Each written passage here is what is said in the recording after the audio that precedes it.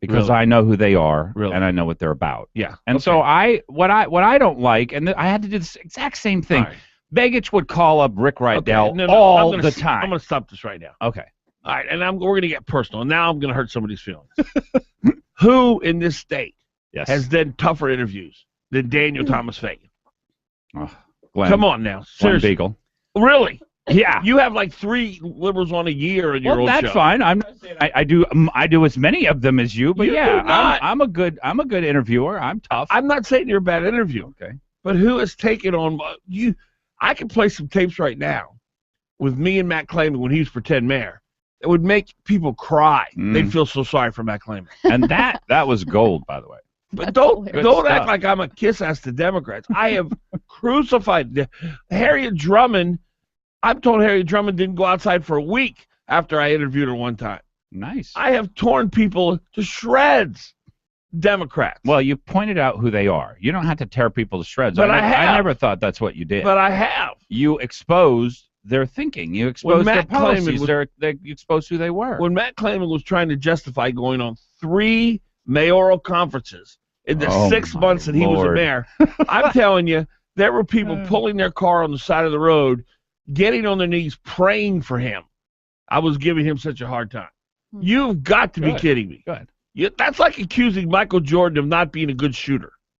I am the toughest interviewer in town. All right. Well, You good. shouldn't have asked then. Yeah. I asked if I was a kiss ass. All right. Okay, no. My goodness. I'm One not nice really interview sure. with Matt Clayman, and all of a sudden I'm a pansy. Why did you ask that? What brought that up? Because I was a kiss ass to Tom Anderson. Oh. Woo! So you just answered your own question. Exactly. Man. Well, I went back to listen to it. I said, man, I'm such a kiss ass.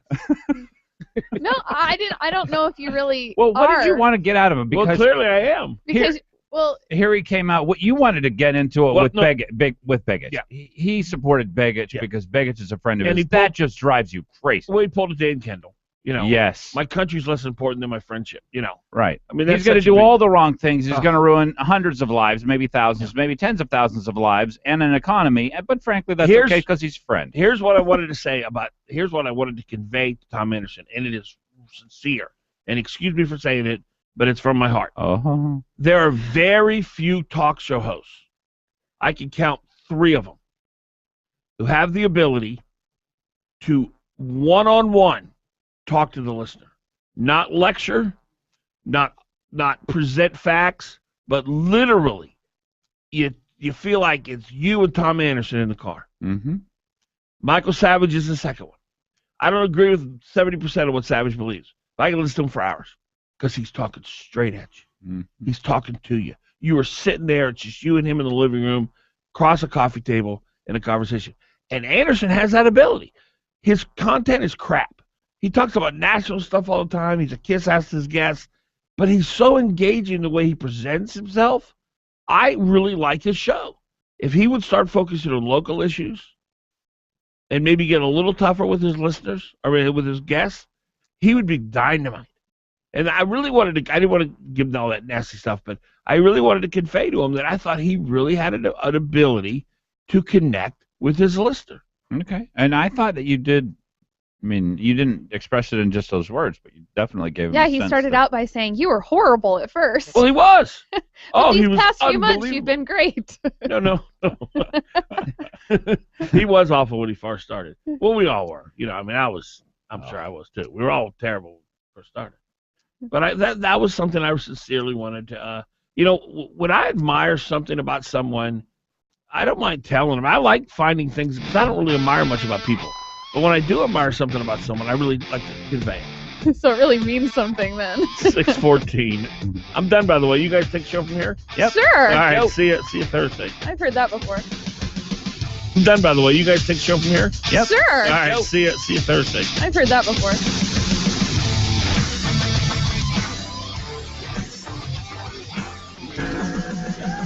You're on with Fagan and Biegel.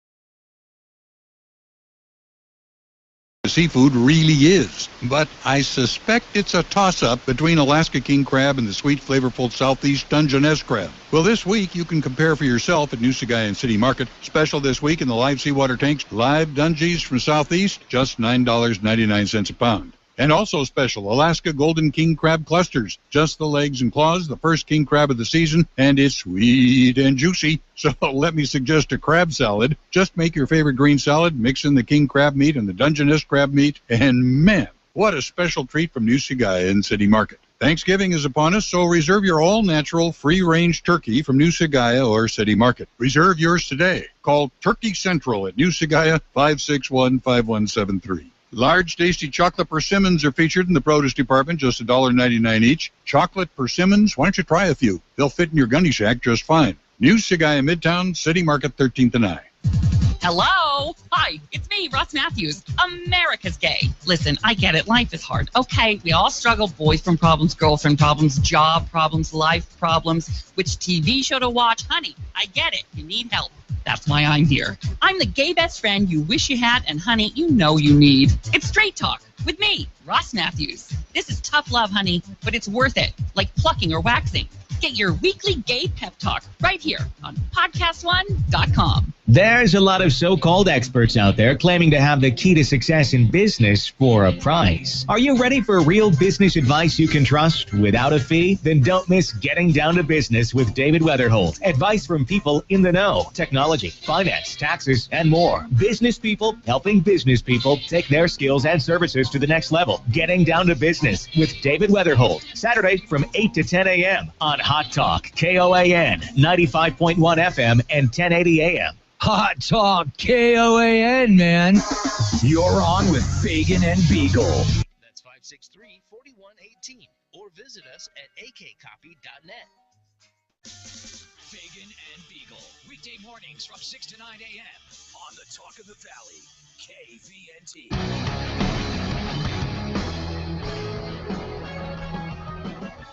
All right, 6:17 in the morning. Dan Fagan, Glen Biegel, and Bonnie Cameron sitting right over there. 569-1080, 569-1080. That's the number. You can also check us out if you want to, streaming online. danfagan.us. I'll tell you, man. Oh gosh, you guys, listen to me, Brian and Glen Biegel. I'm telling you, you'll never understand what a big deal that breakfast at City Cafe was the other day. Because I'm going to give you a perfect example. All right, this is a perfect example. Mike Dingman, who we like. I don't think Bonnie cares for him much, but the rest of us like him. I don't know him. I just don't care for his politics. Superfly. So this idea of not trying to prove you're right and listening to people and trying to hear their side and reasoning with them, as opposed to, trying to, you understand what I'm saying? The difference between the way you convince people of things, if you listen to them, you really try to understand what they're saying, and then after you've understood what they're saying, then you begin to say, well, what if that's true, then what about this? If that's true, what about this? We did this yesterday with Joe, the anti-populist. Well, Mike Dingman, who I like personally, he was writing last night on his Facebook. We got a little dialogue. I want to read you a couple of lines.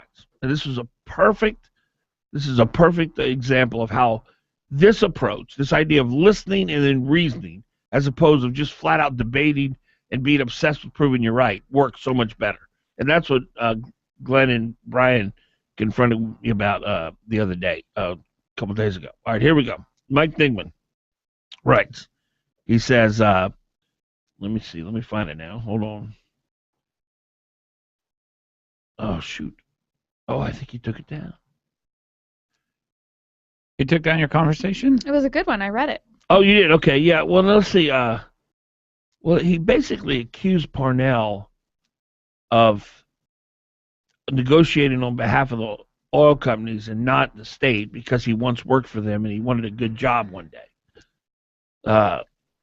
He said when he's working for them in the future, tell me differently.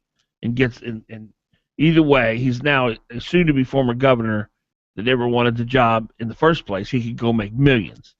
That wasn't his first post, but basically that's what he said. I wish I could find his first post. It's like he must have taken it down. But it wasn't on his Facebook, was it? Was it a Shannon Moore post? No.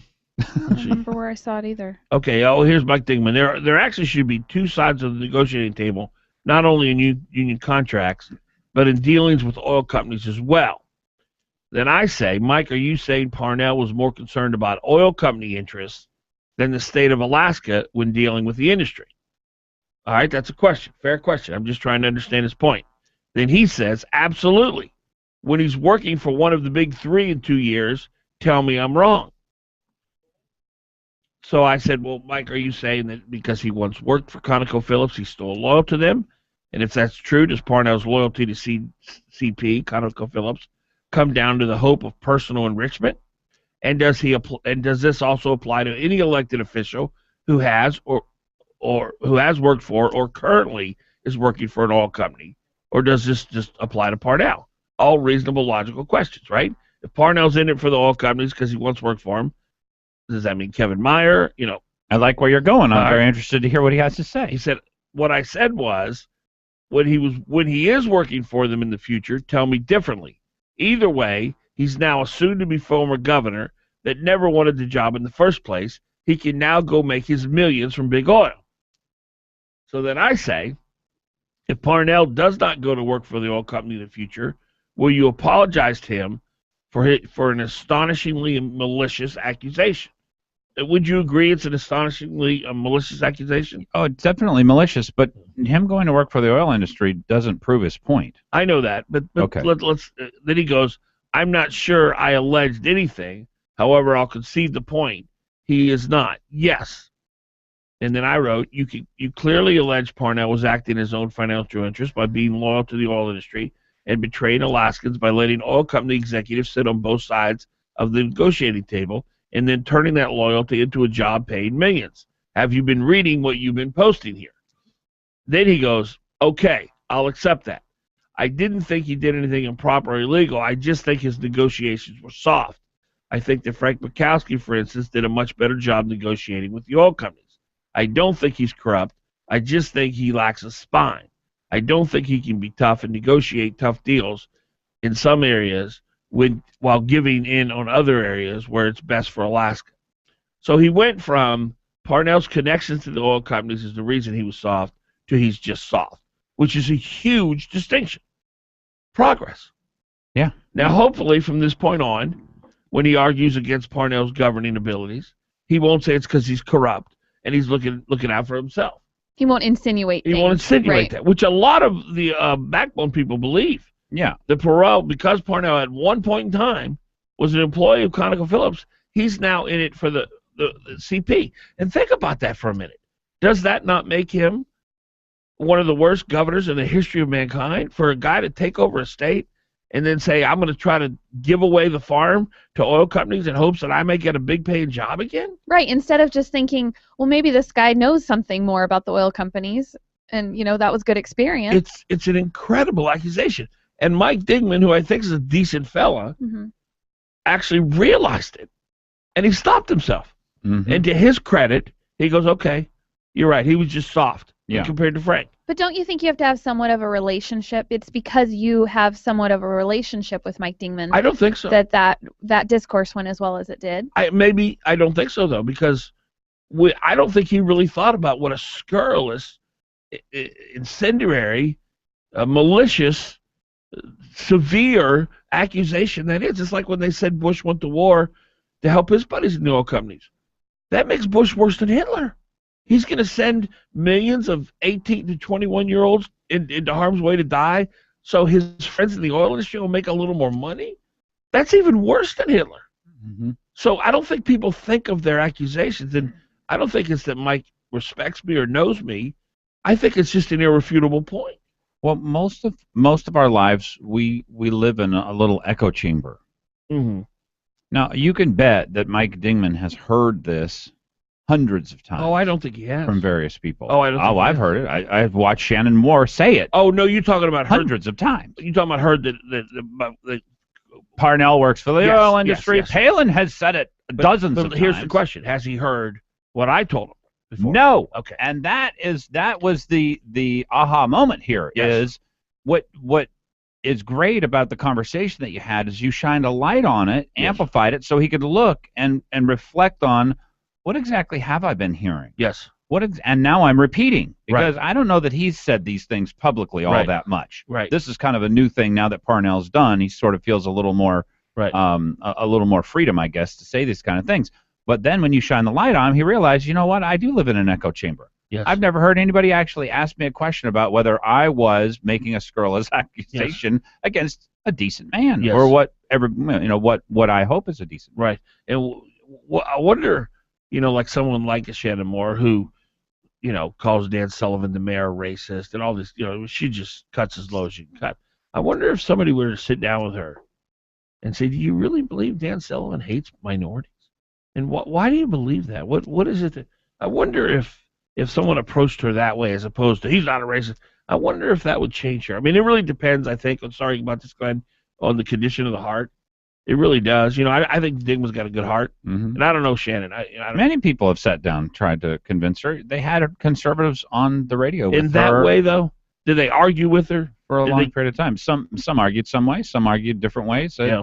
I think over time, most people, she'd been confronted by the reality of the situation.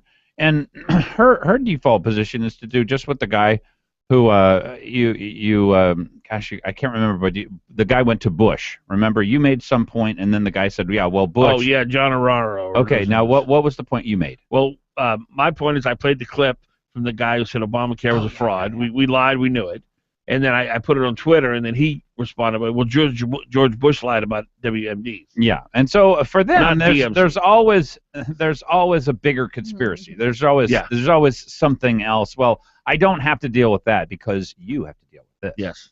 And so oftentimes they will just hide from the fallacies of the argument. 569-1080, 569-1080. Paul, you're on. Well, thank you, Dan. And you're welcome. Well, let's see. This is a brain trust, right, gentlemen and ladies? So here's what I would like to ask from you. With the new leadership that we now have in Alaska, I want to know who's going to pull the weeds. I want to know who's going to roll up their sleeves and get the job done. I don't want to hear talk like cut the budget because that's just foolish talk. It's too general. So what are your top 10? I'm going to give you my top 50 if you don't mind. No, but wait, I want the top 10. I'd rather do my top 50. I don't want to just do 10. No, but and they're going to be about 10 minutes each. My point is I want to drill down. I don't want to hear this rhetoric because no one wants to pull the weeds. They just want to talk happy talking, foolish talk. What would you do? What's the first thing you cut? Well, here's the first thing I would do is declare that the single-family dwelling, which is the primary dwelling, can no longer be taxed for anybody's wages or compensation. It could only be taxed for capital, like capital projects, only for materials, because they're using the single-family home to finance aberrant positions, wages, So you'd outlaw property taxes?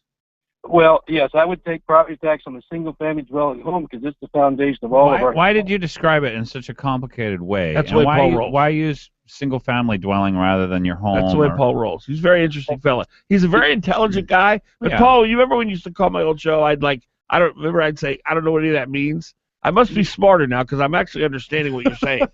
But that's a good point, to Glenn's point. Why do you try to talk like that? Why don't you just say, I want to outlaw property taxes for families? Okay, because a lot of people claim a lot of different homes. The home where your family lives is special. It is from that all economies are begat or begotten, and most people don't understand that because we don't talk about it. You know what? I got a break, Paul. Thanks for the call, though. I appreciate it. Okay. Fagan Biegel Bonnie, 629. Break, Paul. Thanks for the call, though. I appreciate it. Okay. Fagan Biegel Bonnie, 629.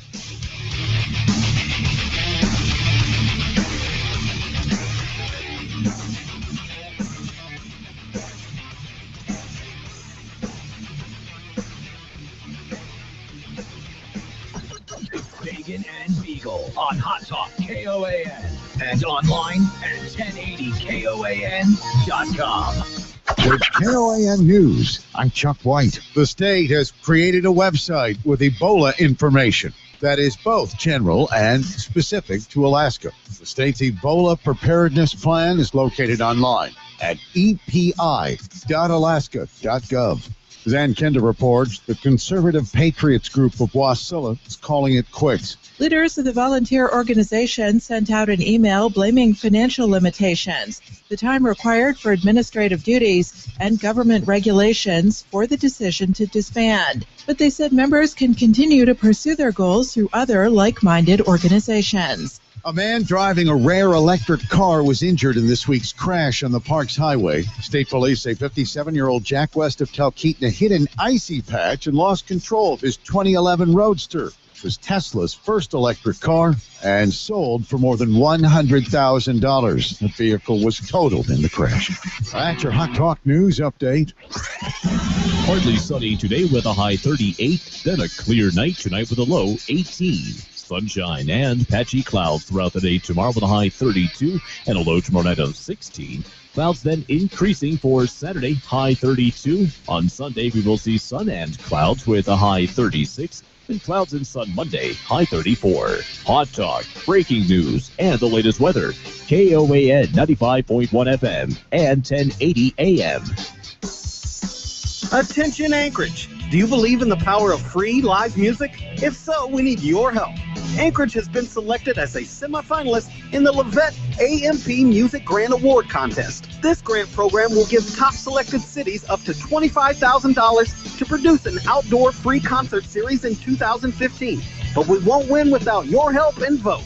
Sign up at amp.levettepavilions.org before November 30th or visit anchoragedowntown.org to follow the link to vote and help us win. The concert series will be produced by Anchorage Downtown Partnership with the help of the Alaska State Council on the Arts. It will feature local talent and help bring up bands from the lower 48 and beyond. Please help spread the word and rally your family, friends, colleagues, and neighbors to sign up and vote for Anchorage. Remember, we're competing against other cities in the lower 48, so every vote counts. The program ends November 30th. Brought to you by Anchorage Downtown Partnership and Alaska Integrated Media. You know, I simply can't make up my mind what the best tasting Alaska seafood really is. But I suspect it's a toss-up between Alaska king crab and the sweet, flavorful Southeast Dungeness crab. Well, this week you can compare for yourself at New Sagayan City Market. Special this week in the live seawater tanks, live Dungies from Southeast, just $9.99 a pound. And also special, Alaska Golden King Crab Clusters. Just the legs and claws, the first king crab of the season, and it's sweet and juicy. So let me suggest a crab salad. Just make your favorite green salad, mix in the king crab meat and the Dungeness crab meat, and man, what a special treat from New Sagayan City Market. Thanksgiving is upon us, so reserve your all-natural, free-range turkey from New Sagaya or City Market. Reserve yours today. Call Turkey Central at New Sagaya, 561-5173. Large, tasty chocolate persimmons are featured in the produce department, just $1.99 each. Chocolate persimmons, why don't you try a few? They'll fit in your gunny sack just fine. New Sagaya Midtown, City Market, 13th and I.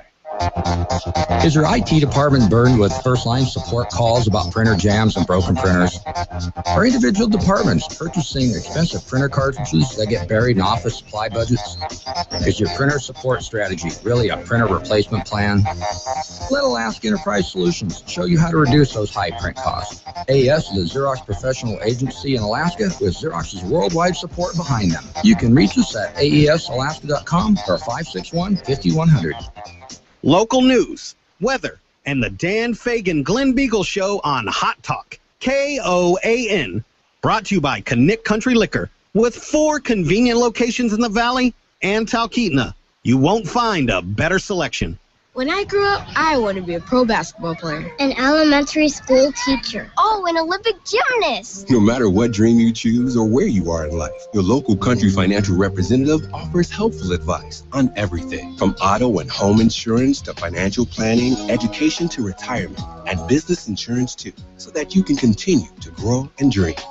For more information, visit countryfinancial.com or call 1-866-COUNTRY. Country Financial. Grow your own way.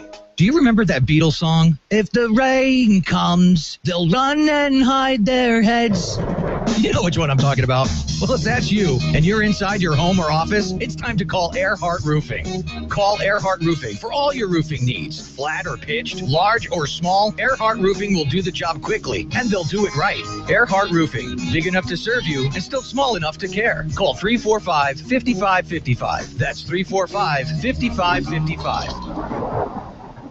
Here's my good friend, Keith Monchenock. Automotive repairs can be frustrating. Let me help. Call 349-1637. I have been in business for nearly 20 years at the same location. Specialty Truck and Auto is in South Anchorage behind the Long Branch Saloon where Diamond becomes Abbott. I have 6 ASE certified technicians working from 7 a.m. until 6 p.m. Monday through Friday. I have a voucher for any of the 6 Alaska Laser Wash locations for each customer. If you schedule ahead and need a ride when you drop your vehicle off, I may be able to help. Call Specialty Truck and Auto, 349-1637.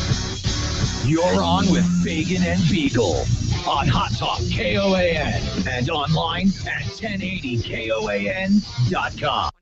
Fagan, Biegel. Weekdays 6 to 9 a.m.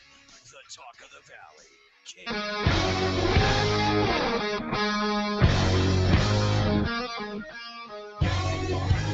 All right, 6:36. Dan Fagan, Glen Biegel, Bonnie Cameron. We're broadcasting on KOAN, KVNT. We're also on danfagan.us. Danfagan.us is where we are. And our number, 569-1080, 569-1080. Yeah, how much do you know about Rick Halford, Glenn? Rick Halford was named yesterday to head up the Walker Malott transition team. Anna Hoffman also. Anna Hoffman is a young gal. I think she's in her early 30s. Big Baggett supporter. Oh, yeah, big Baggett supporter. Yeah. And she's out, I think she heads up some Native corporation out in Bethel. Bethel. CEO of Bethel Native Corporation. So Halford, I remember him from the 90s. He was in the Senate president, and basically was going up against Tony Knowles. He was almost a stock Republican at the time. During the Murkowski administration, something strange happened. He started working against Pebble Mine at some point. The Palin administration, he was heavily involved in the transition for that. So I would say that there's a strong indication that Walker's team, or at least his transition team, is going to be populated with Democrat supporters, Baggett supporters, and some of Palin's folks. Well, you remember the ad that Sarah Palin did with Tony... Wally Hickel, Rick Halford, Sarah Palin, and then Jay Hammond. It was the 4 people, and they all said, we need the LNG route. We need the route. It was a backbone ad. It was the same. It was backbone group. You remember the backbone group where they had the ad about Canada, and some guys are sitting in a bar.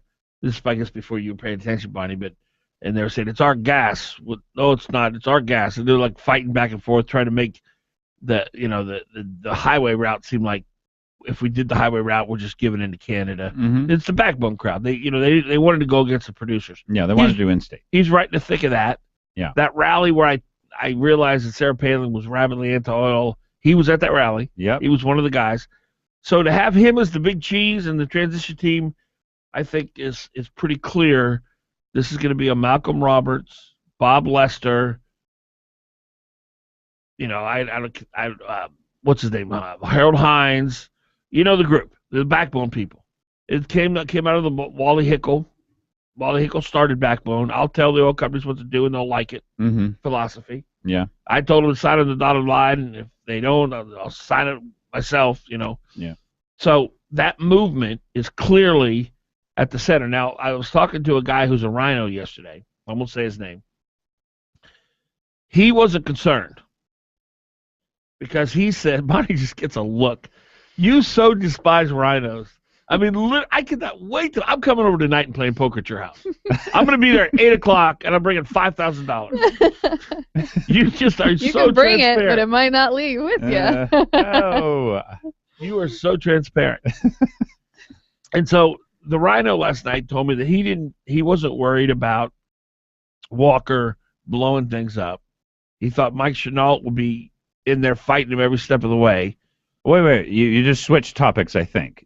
You're talking about Walker blowing stuff up about the gas line. The gas line. And then you're talking about Chenault, holding him accountable for the budget. No, I'm not talking about the budget. Oh. Everything. You're talking about Chenault and the gas line? Yeah. Chenault's got nothing to do with the gas line. What does he have to do with the gas line? Well, if they've got to get everything approved through the legislature.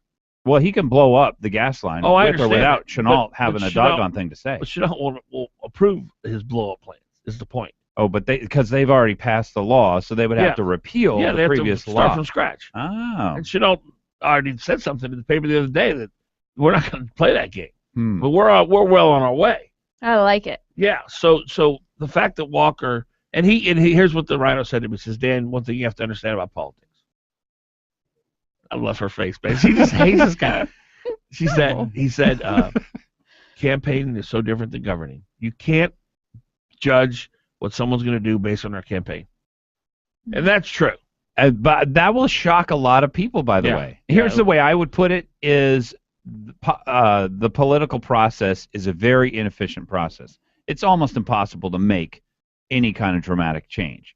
But campaigns are all about, I'm going to get in there and I'm going to make dramatic change, most of which they're just not able to do. It's just not possible. You just don't. You'd have to get really lucky. It's a very rare occasion when you have an administration that's able to do anything fairly dramatic.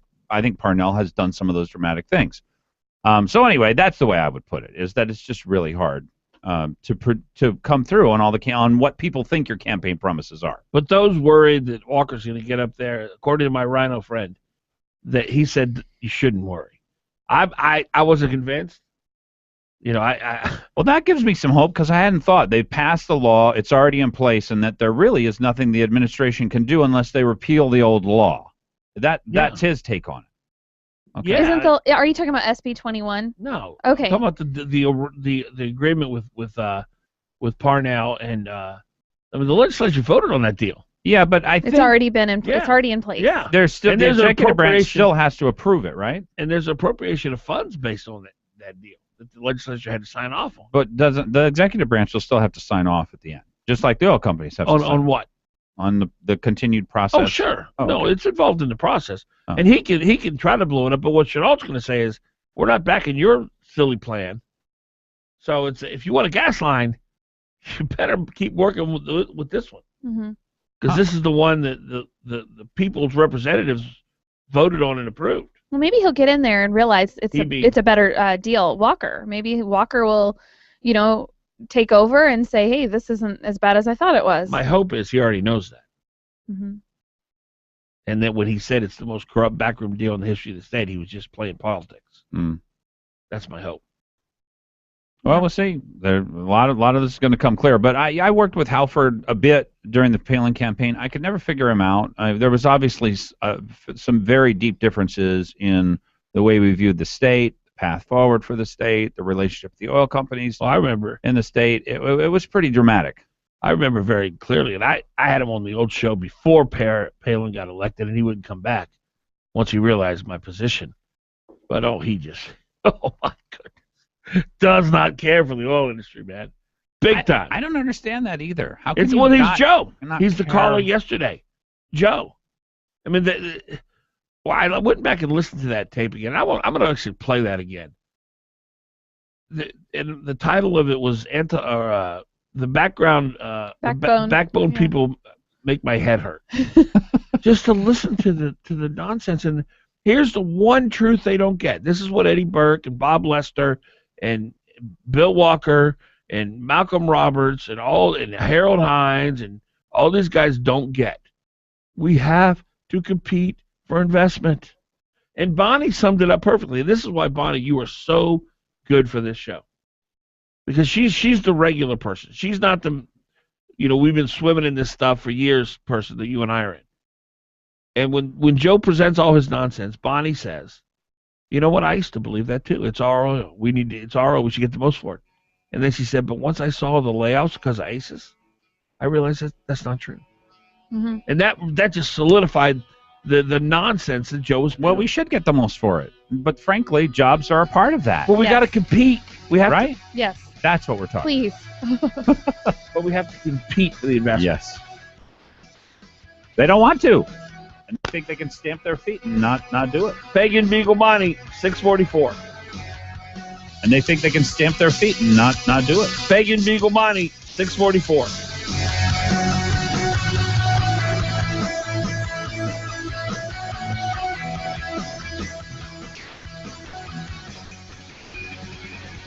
Don't just sit there. Give them a call. 569-1080. Join the conversation. KOAN.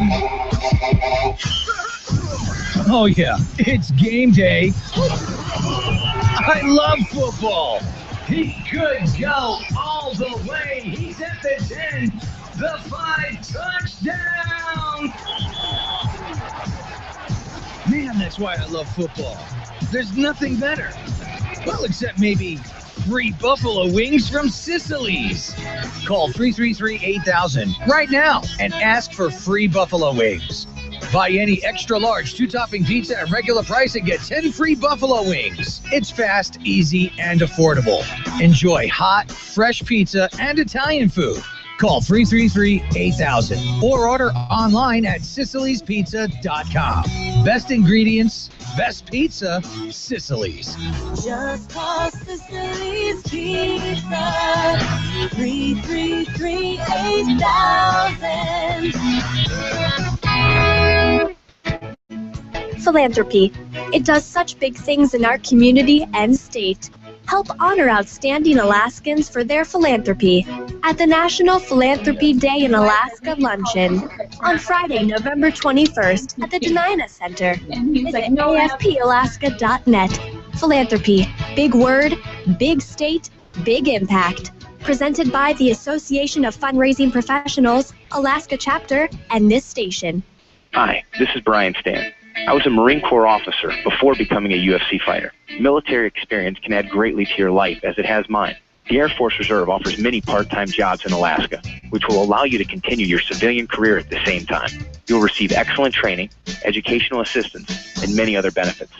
Join an outstanding team in the Air Force Reserve. For more information on the Air Force Reserve, go to afreserve.com. This message is sponsored by the Air Force Reserve and aired by the Alaska Broadcasters Association and this local station.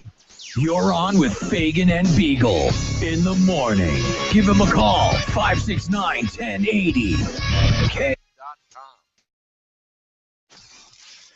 You're on with Fagan and Biegel in the morning on the Talk of the Valley, KVNT, 92.5 FM, 1020.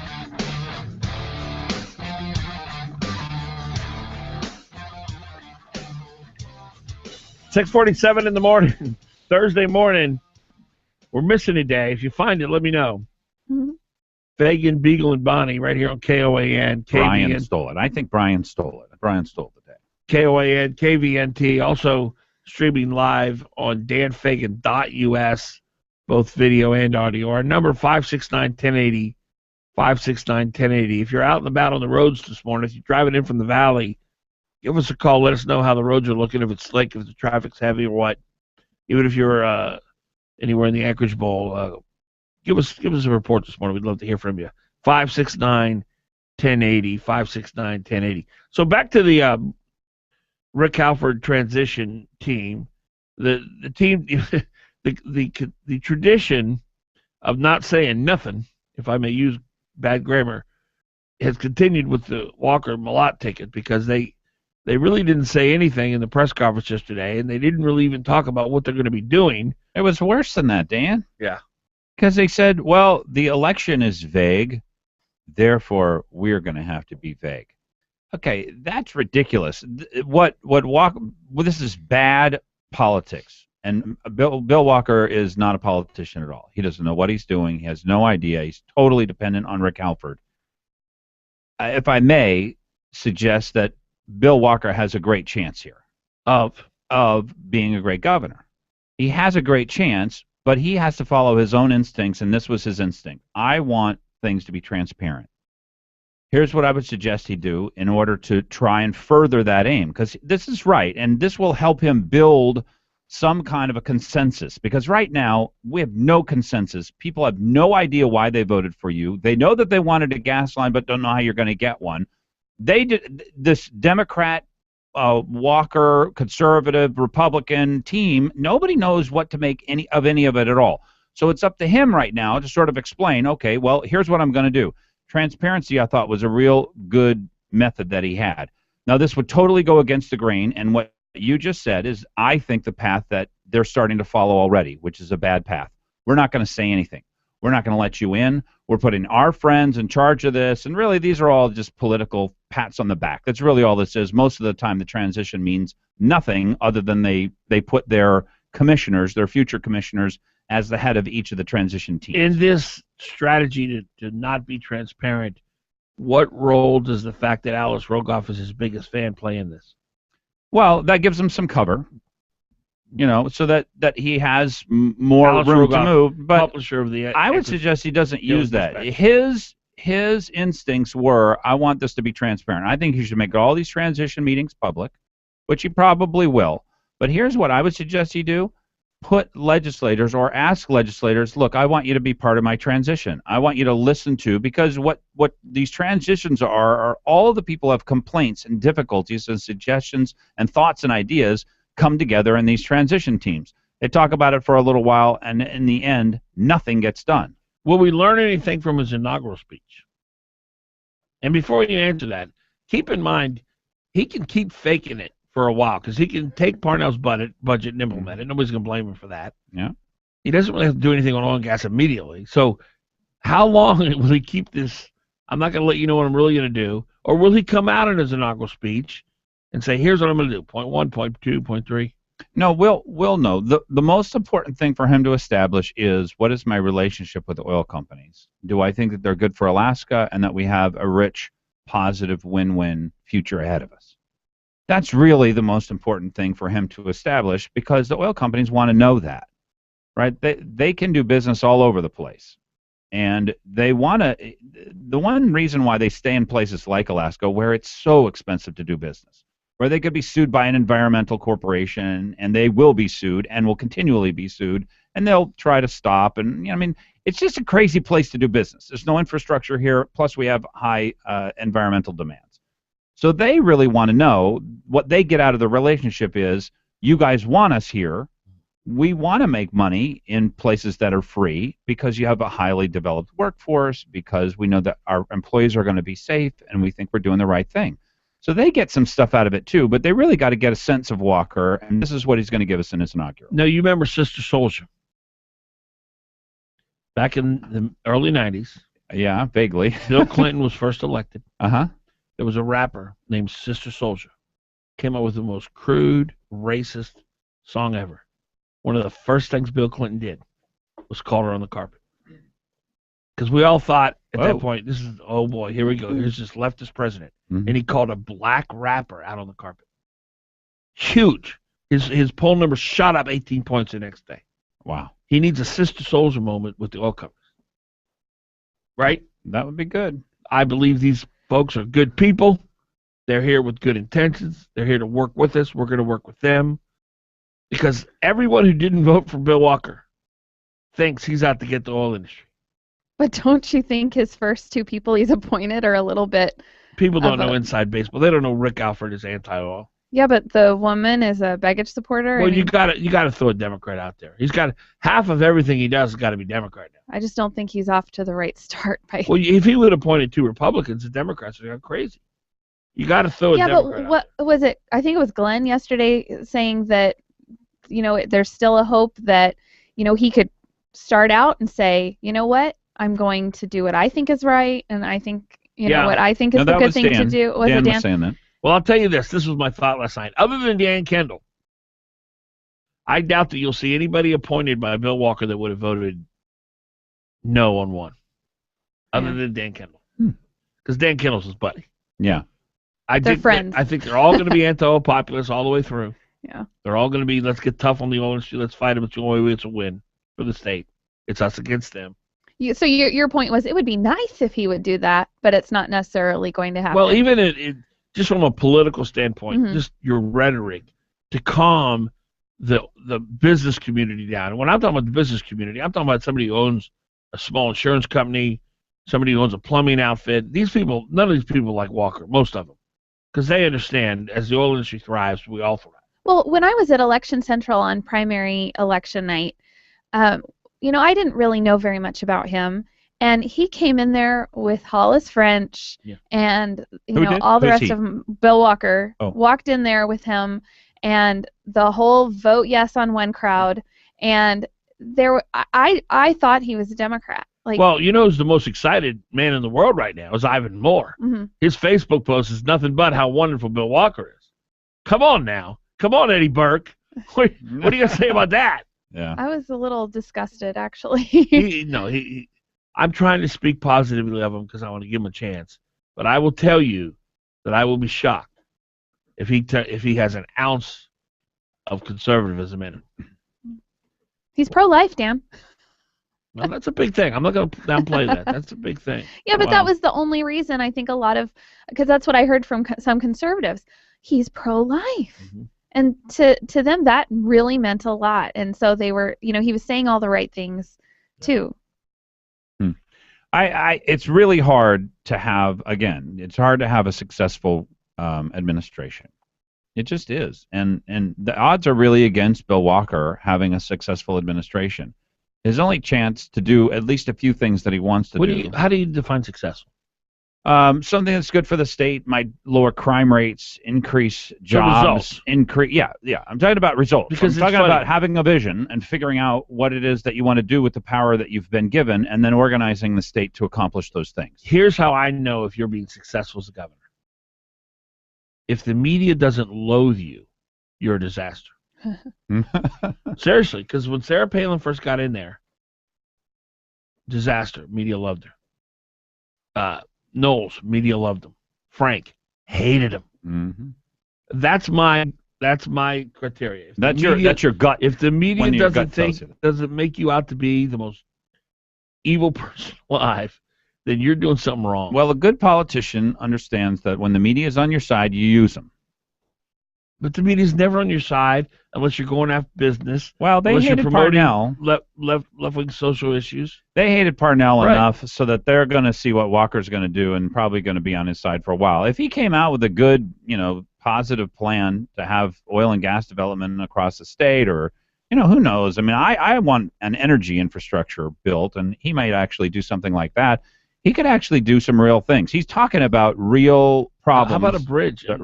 He's not going to do a bridge. But that's, how bad we're going to connect our Parnell bridge? didn't do a bridge. If we get, he would have. He would have got it done this term. I don't know that he would have, because we'd been in such deficit. I don't think he would have. It had been much harder this time to do, and he should have done it 2 years ago.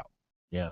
Or 3 years ago, when the Democrat-led supermajority or whatever majority in the Senate took over. That's when they should have pushed for it. Yeah. He's anti-oil, anti-Pebble Mine, pro anti-Connect Arm Bridge. He's pro-union, anti-right-to-work state. I mean, all of these are very liberal ideals. Yeah. Well, like I said, I think that the likelihood that he's going to have a successful venture as governor is very difficult. But the media will love him, so he'll be successful with the media. Well, I'm hoping that he uses his power for the things that he did talk about in his campaign that I like, and that was getting an energy infrastructure across the state of Alaska. Hopefully it'll be high power lines, and then working to try and figure out a gas line and not blowing up the one that we have, which, he was on both sides of that issue, so we'll just have to see how he comes down. 6:58, Dan Fagan, Glen Biegel, Bonnie Cameron, KOAN, KVNT. We're also streaming video and audio on danfagan.us. Stay with us. We're also streaming video and audio on danfagan.us. Stay with us. Parking space 105A. To many, it's just 130 square feet of publicly allotted tarmac. Unless you own a 2014 Mercedes-Benz CLA. With its muscular, seductive look and distinctive diamond block grille, that parking space is transformed into a stage that showcases to others what groundbreaking style can be. And as you pull away, thanks to the turbocharged inline-4 engine, parking space 105A transforms again, this time into a launching pad. See the world differently. See it in a CLA from Mercedes-Benz, whose vehicles retain their value better than any other premium brand, according to ALG. Get the 2014 CLA 250 4MATIC starting at just $31,900. MSRP for 2014 CLA 254 Maverick excludes all options, taxes, title, registration, transportation charge, and dealer prep. Options, final availability, and actual dealer price may vary. Some equipment described as optional. See dealer for details. Mercedes-Benz of Anchorage. The best or nothing. Listen online at 1080KOAN.com. Hot Talk 95.1 FM. 1080 AM. KOAN. Anchorage. Fox News Radio. I'm Dave Anthony. Will he be charged or won't he? That question about the white police officer who killed an unarmed black 18-year-old could be answered soon in Missouri. Another question is, will the decision lead to more violent protests in Ferguson? Fox News Radio's Jeff Manasso has the latest live. Dave, the family of Michael Brown is joining Governor Jay Nixon, who earlier this week said that violence will not be tolerated, even if Officer Darren Wilson is not charged in the August 9th shooting that left the unarmed teen dead. They're also calling for police to allow for peaceful protests. We are hopeful that law enforcement and demonstrators can assemble in the same area, if it comes to that, without incident. Family attorney Anthony Gray, a decision by the grand jury, Dave, is expected sometime this month. Jeff, there's renewed energy in Congress trying to build the delayed Keystone Pipeline, Texas to Canada. Fox News Radio's Jared Halpern, live on Capitol Hill. Louisiana's still undecided Senate race is playing a role. It will create jobs for America. Not minimum wage jobs, but high-paying jobs. Senate Democrat Mary Landrieu pushing for a vote next week. Her Republican challenger, Congressman Bill Cassidy, will get a vote in the House on Keystone construction tomorrow. It will help North American energy security, improving our economy. The president has threatened to veto congressional action before. He's waiting on final environmental approval from the State Department, Dave. Jared, there's a hearing in the House on the U.S. battle against the terrorist army in Iraq and Syria. Our campaign against ISIL will be long and will be difficult. 3 months in, Defense Secretary Hagel says ISIS is maneuvering in ways making it harder to detect and target with airstrikes. Confident about a good job market, more Americans quit in September, the most in more than 6 years, even as companies posted fewer help wanted ads. Job openings declined from August's 14-year high. On Wall Street, the Dow is up 81 points. Fox News Radio, fair and balanced. Big grain fever savings are back at John Deere. Save on all tractors from the 1 family to the Big 6 Series with 0% financing for 60 months. Or big cash discounts. Plus, get $1,500 off a 1 family tractor with the purchase of 2 implements. Offer ends February 2nd, 2015, subject to approved installment credit with John Deere Financial. Some restrictions apply. See dealer for details. Visit your local John Deere dealer today to take advantage of special savings going on now. Find out more at myjohndeeredealer.com. Are you predictable? When was the last time you surprised someone with something totally unexpected? At ProFlowers, we think predictability is boring. So we're making it easy for you to be unpredictable by offering our best-selling 100 colorful blooms for just $19.99. Plus, we're giving away a free glass vase with every order. But hurry, because this incredible deal ends this Friday. Go to proflowers.com, click on the blue radio microphone in the upper right corner, and enter the secret code 2233. That's proflowers.com, secret code 2233. You know, I simply can't make up my mind what the best tasting Alaska seafood really is. But I suspect it's a toss-up between Alaska king crab and the sweet, flavorful Southeast Dungeness crab. Well, this week you can compare for yourself at New Sagayan City Market. Special this week in the live seawater tanks, live dungies from Southeast, just $9.99 a pound. And also special, Alaska Golden King Crab Clusters. Just the legs and claws, the first king crab of the season, and it's sweet and juicy. So let me suggest a crab salad. Just make your favorite green salad, mix in the king crab meat and the Dungeness crab meat, and man, what a special treat from New Sagayan City Market. Thanksgiving is upon us, so reserve your all-natural, free-range turkey from New Sagaya or City Market. Reserve yours today. Call Turkey Central at New Sagaya, 561-5173. Large, tasty chocolate persimmons are featured in the produce department, just $1.99 each. Chocolate persimmons, why don't you try a few? They'll fit in your gunny sack just fine. New Sagaya Midtown, City Market, 13th and I. If you're ready for the movies, there's just one place to go. Check out moviesacre.com. It's showtime. Movie stars, previews, and more. Get tickets, win stuff. Lots of information to explore. Great restaurants. Now you'll know just where to go. Before and after every show. Check out moviesacre.com. It's showtime. When I grow up, I want to be a pro basketball player. An elementary school teacher. No matter what dream you choose or where you are in life, Country Financial helps you and your family grow your own way. Or maybe a veterinarian. A mom, a doctor, and president of the United States. Maybe an astronaut or, an Olympic gymnast. You can grow your own way. We know some dreams take a little longer to achieve, which is why your local Country Financial representative offers helpful advice on everything. From auto and home insurance to financial planning, education to retirement, and business insurance too, so that you can continue to grow and dream. Or maybe an accountant, like my dad. For more information, visit countryfinancial.com or call 1-866-COUNTRY. Country Financial. Grow your own way. Do you remember that Beatles song? If the rain comes, they'll run and hide their heads. You know which one I'm talking about. Well, if that's you and you're inside your home or office, it's time to call Earhart Roofing. Call Earhart Roofing for all your roofing needs. Flat or pitched, large or small, Earhart Roofing will do the job quickly, and they'll do it right. Earhart Roofing, big enough to serve you and still small enough to care. Call 345-5555. That's 345-5555. Hot Talk KOAN, man. Call Jonathan Martin at Harrington & Company, 244-0821. That's 244-0821. Fagan and Biegel, weekday mornings from 6 to 9 a.m. on the Talk of the Valley, KVNT. All right, welcome back. 7:06.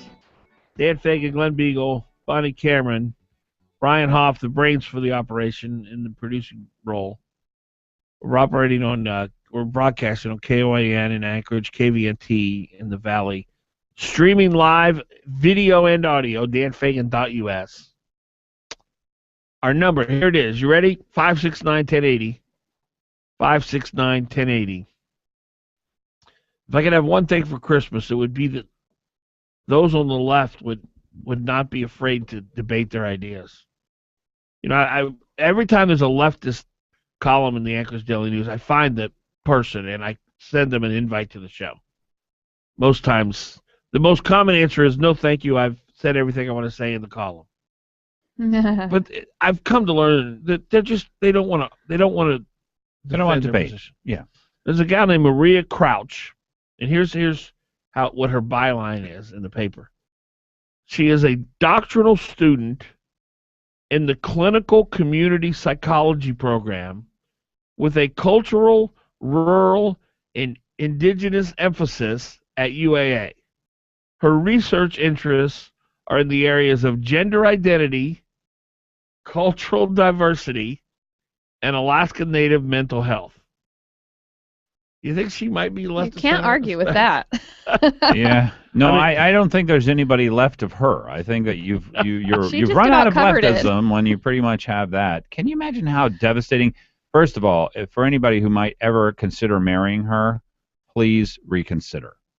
I mean, you can't marry somebody who has all of those, because these are all sort of fears. Or you're assuming she's not married. It's interesting. Well, I would feel bad for the person. You know, marriage is hard enough just on its own, but when you build in a whole bunch of these fears and angers and hatreds into who you are, you have to be a really. Well, she writes about LGBTQ. They keep adding letters. Alaskans, you are welcome here. Now, this is what she writes. She says, sexual identity is complicated. Whether you are, and Bonnie, could you count these for me? Because I don't have a notepad. Whether you are heterosexual, lesbian, gay, bisexual, transgendered, pansexual, what? Asexual, or questioning your identity, it is embedded into your gender and your roles within your family and society. Now, what is pansexual? Because I've not heard that one. I have no idea. So now they're going to have to say LGBTPAQ. No, it's LGBTQ. Yeah, but they added letters in there. They added asexual and pansexual. She must not care about the pansexuals. You know, they do that for a reason, by the way. Rearrange them in order, at least. I know. They do that for a reason. And I wonder if either of you guys, what do you think the reason why they keep Well, what do you think? modifying this? Let me just because I just Googled pansexual because I don't know what it means. Pansexuality rejects the gender binary, the notion of two genders, and indeed of specific sexual orientations, as pansexual people are open to relationships. So there's no difference between the genders, I suppose, would be pansexual. There's no such thing as gender, I think is what they're saying. How? How is that different from Ridiculous. asexual? Well, that's somebody who's not attracted to either gender. Or not, yeah, they don't have sex. Why would they be included then with the LGBTQ Well, you don't want to people? discriminate against them either. Oh my word! Why don't they just say the A B C D E F G H I J K? I mean, how crazy have these people gone? So here's what she writes. I just love Glenn when he gets. I just love watching Glenn's reaction. I love to see it when Glenn last week or the week before he got so stirred up by baggage he was pacing, and I asked him a question. He said, "Don't talk to me right now. Don't talk to me right now." I mean, he was so. Do you remember that? I was listening in Hawaii from Hawaii. Yeah, I was. Oh, you didn't see. No. Oh, he was literally pacing. Oh, that's And I funny. said, Glenn, could you sit down for the we need to frame your shot. Don't talk to me right now. Don't. I mean, you were off. You were like. Oh yeah. Yeah. All right. Here's what she writes. This is Maria Crouch, who is a doctoral student in clinical community psychology with cultural, rural, and indigenous emphasis in the areas of gender identity, cultural diversity, and Alaska Native mental health. That's the column right there. Heterosexualism is the belief and assumption that everyone should fit into the same heterosexual mode. It's seen in television and film, where predominantly male-female relationships are represented. Wouldn't she be fun to have on the show? Oh, that'd be so much fun. It's whatever a person asks a woman, do you have a husband or a boyfriend? It's even in shows such as progressives like Sex and the City, where Samantha tries to bring a lesbian for a couple weeks and ultimately tries to be a lesbian and ultimately deems it unsatisfying and difficult. The message is clear. Sexual identity is a choice, a mere sexual adventure, and in the end, something that can be easily put away in favor of the heterosexual experience. That's how she thinks the media portrays all those letters. I think the complete opposite is true. In my opinion, Hollywood always portrays those in all those letters as noble and honorable and smart, funny, engaging, got it together. Would never do The anything. new Hollywood. Victims. Sex and the City is quite. I mean, it's not been around for quite some time now. It's just like when Seinfeld did the "not that there's anything wrong with it" episode. I read an article on that once and why they did that, because they're the gay mafia, they call it. It's been around a good 20 years in Hollywood, even back into the 90s. Sure. And that was a direct assault at the gay mafia, because if you do not appear to be pro-gay rights in Hollywood, you are banned, you are shunned, and that's why within a 30-minute episode they said 25 times, not that there's anything wrong with it. That was literally mocking the gay mafia. That's the beauty of it. It was brilliant. It was, because you can't say, it's like every time you bring up homosexuality, you have to coattail it with, not that there's anything wrong with it. I thought that was such a great episode. It made such a strong point. Right. But that's Well, I what don't I'm think- saying. why- It's the new Hollywood that is so accepting of it, and there's, you cannot say anything bad about it. Yeah. Why do you think this woman would be good on the show, by the way? Because it would be fascinating to see her For try what? to explain and justify her absolutely unjustifiable positions. Well, they're not going to be unjustifiable for her, and what she will just go on to is your sexuality is not somebody else. Well, I'm fascinated with the mind of a leftist, Glenn. I just think it's so amazing to hear them explain their positions. The main thing she's saying is that be yourself. But what she's really saying is your temptations and your desires is who you are. That is not true. I am not. It's not what defines you. That's not what defines me. Mhm. That's not who I am. What I'm tempted to, what I'm attracted to, it's not who I am. And that's really the distinction between, I think, what I would believe and what she would believe. It would be a good conversation. I also think she believes that our sexuality is meant to be lived out in public And I think largely conservatives, common sense independents, libertarians don't. And she demands you not that only I give up my ability to say, look, keep that to yourself. If you don't agree with that, you are not to speak. Yeah. 714. Keep that to yourself, please. If you don't agree with that, you are not to speak. Yeah. 714.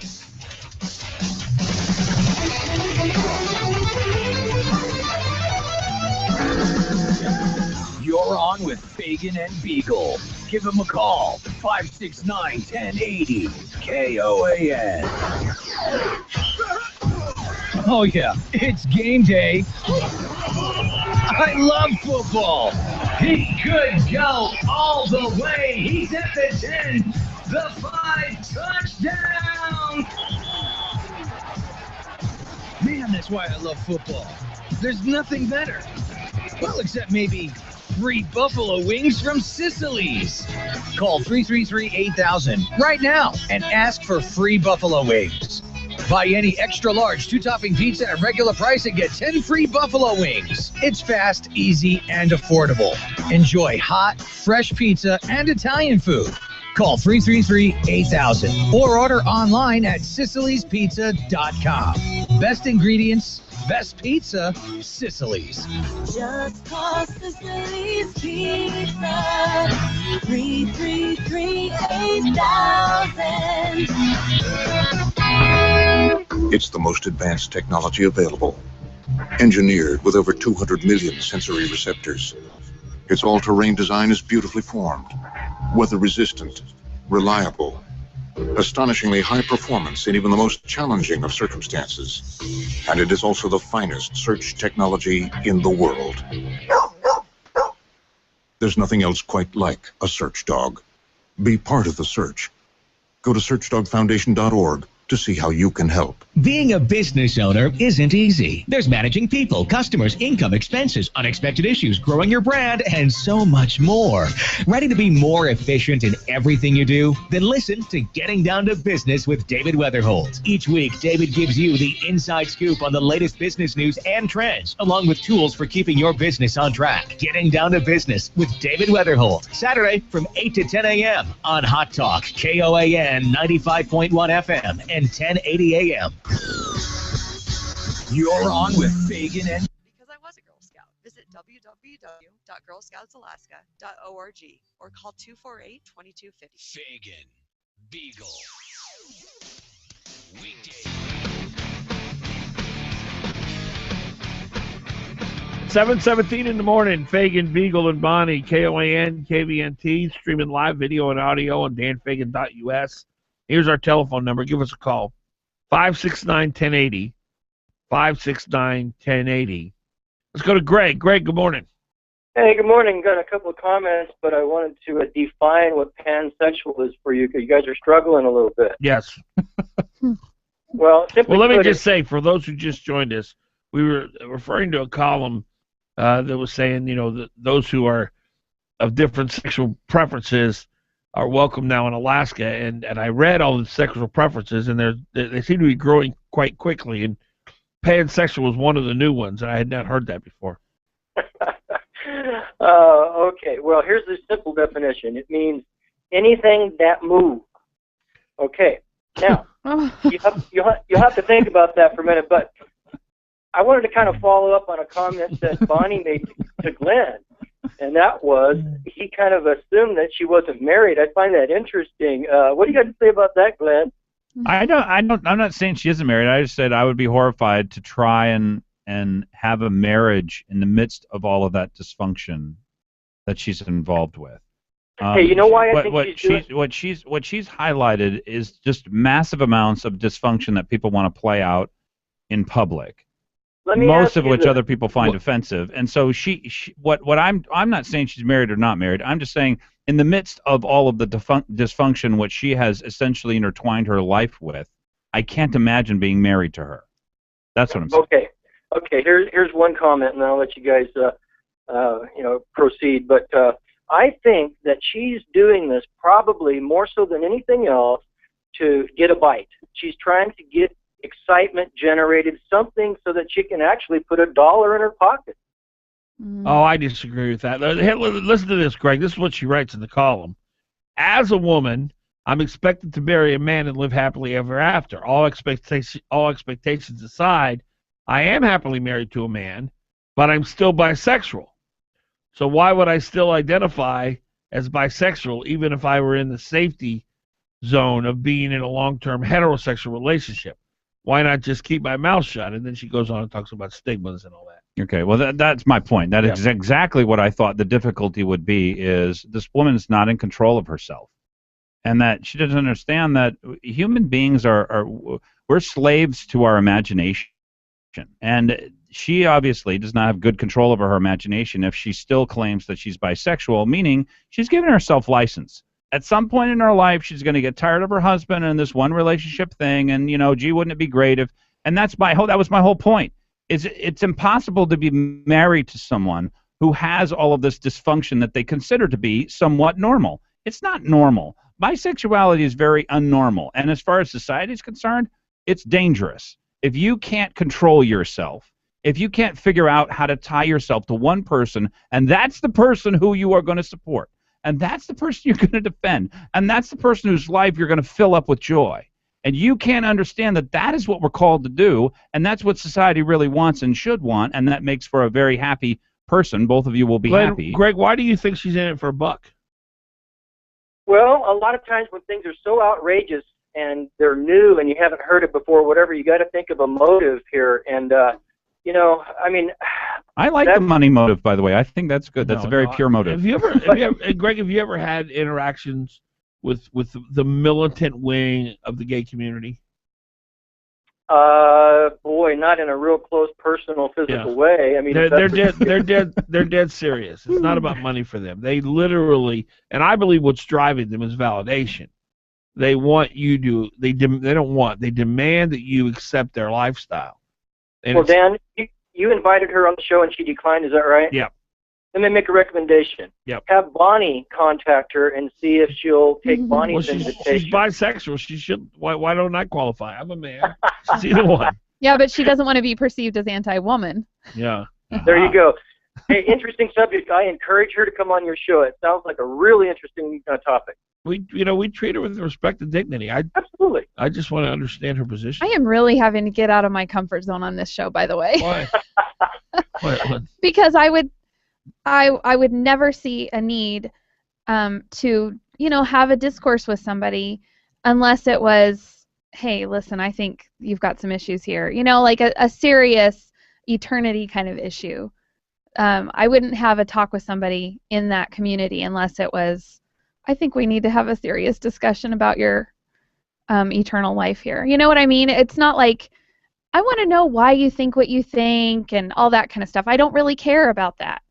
Put it on the table. So you're saying that you would want to like make sure she's going to heaven? Well, I'd want to talk with her about that, sure. Because of her lifestyle. Yes. So what percentage of the people that you run into in your daily life do you believe are going to heaven?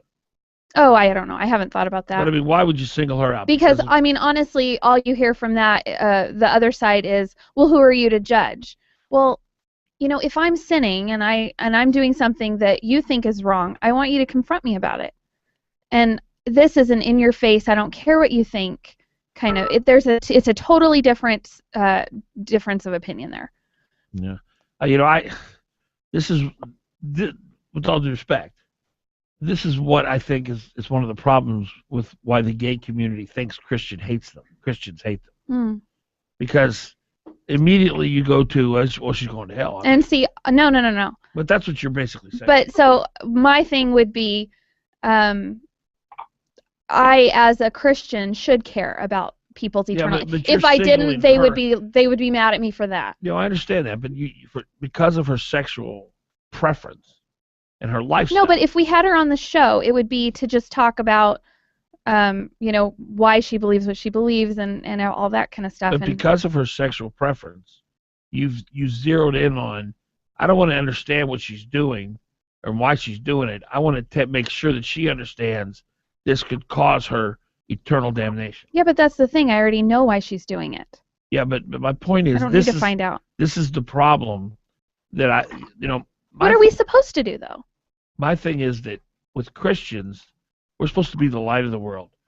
We're not supposed to go around condemning sinners. I'm not condemning anybody. I would be asking But her. you singled her out because of her lifestyle.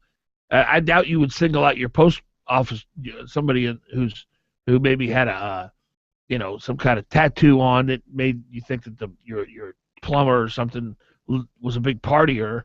I mean, it's like the gay community. They immediately think, anytime they're going to run into a Christian, the Christian's going to say, well, you're not going to go to heaven doing that. And that builds a wall right there. My thought about, reaching people and worried about their eternal salvation is we should live a lifestyle that makes people, we're supposed to be salt of the earth. We're supposed to make people thirsty for God. And going after them and saying, your lifestyle is not going to let you go to heaven, that's not making anybody thirsty. That's pushing people away. No, but I'm saying if she was sitting here, I wouldn't want to just talk about the specifics of why she's doing what she's doing. I would want to show, listen, I have a really I'm very happily married, and this is my lifestyle, and this is why I believe what I believe. But you would put religion into it. You would put God into the mix. That you would from what I heard you say is that you would want to bring God into the mix and how she's falling short reaching God because of her lifestyle. No, normally in my normal life before the show, if I was to talk with someone like that, it would be because they came to me to talk about to me why I believe what I believe. Precisely, because they saw something in you they wanted. Right, exactly. But what you said just that's now, why I'm saying is this show has put me totally out of my comfort zone because now I'm going to them. So you would confront her on her eternal salvation? No, I probably wouldn't. Okay, because that's what I think is where the Christians miss it. Where they say, oh, they drink, they smoke, they're gay, they're this, and they feel like they have to tell the individual, well, you're not going to go to heaven because you can't do this according to the Bible. If people are just simply living the life that God expected us to live, people will look at our life and they'll go, man, what does he have or what does she have? Exactly. Okay. No, I agree with you on that, but that's why I said this is putting me out of my comfort zone because I'd be addressing her, and asking her why, what made you go this way or think this way? Greg, you got something to add? I think Bonnie's points are very valid, and so are yours, Dan. And I still think it'd be very interesting to have her on the show and respectfully just get her opinion, about everything. Right. Thank you, Greg. You bet. Appreciate the call. Glenn, you got a thought on all this? Not really. The only thought I have is that I believe people's sexuality can morph. I believe it changes. I believe people are persuaded at times in their life to choose one direction sexually or another. So I have a real problem granting the gay community access to young people when the pressure for sexual activity and for these choices and for the dramatic, unbelievable differences between girls and boys, and they're so different, and they're so hard to understand. And gosh, wouldn't it just be easier if I just chose my own sex, as my sexual preference? Look, that message is extraordinarily powerful, and I am not interested in granting the gay community and LGBTQ, and now they've added A, by the way, to it, asexual. I'm not really interested in granting them credibility so that they can get into the schools. That's really what I care about. I could care less. I do care what people do in their own homes, but I'm not going to confront them on it. That's really up to them. They have to find their own way in this world, and as long as it's not public sexuality, which is scandalous, which, frankly, that's where a lot of this becomes difficult. A lot of this is scandalous. 569-1080, Sandy. So my comment was related to what Bonnie was talking about, and I understand the religious aspect of it as well. But, my religious viewpoint is I don't want them imposing it, and they're getting closer and closer to being to my church, to, my beliefs, and I feel like my beliefs are constantly under assault because of their views. So what happened to my ability, I feel like what happened to my ability to believe? I'm offended by what they do, but their offense to Christian beliefs becomes seems as if it's more important than my belief. They don't mind using the government to stop you from believing what you want to believe, and you are very uncomfortable using the government to stop them. Sandy, thank you. Exactly. 729.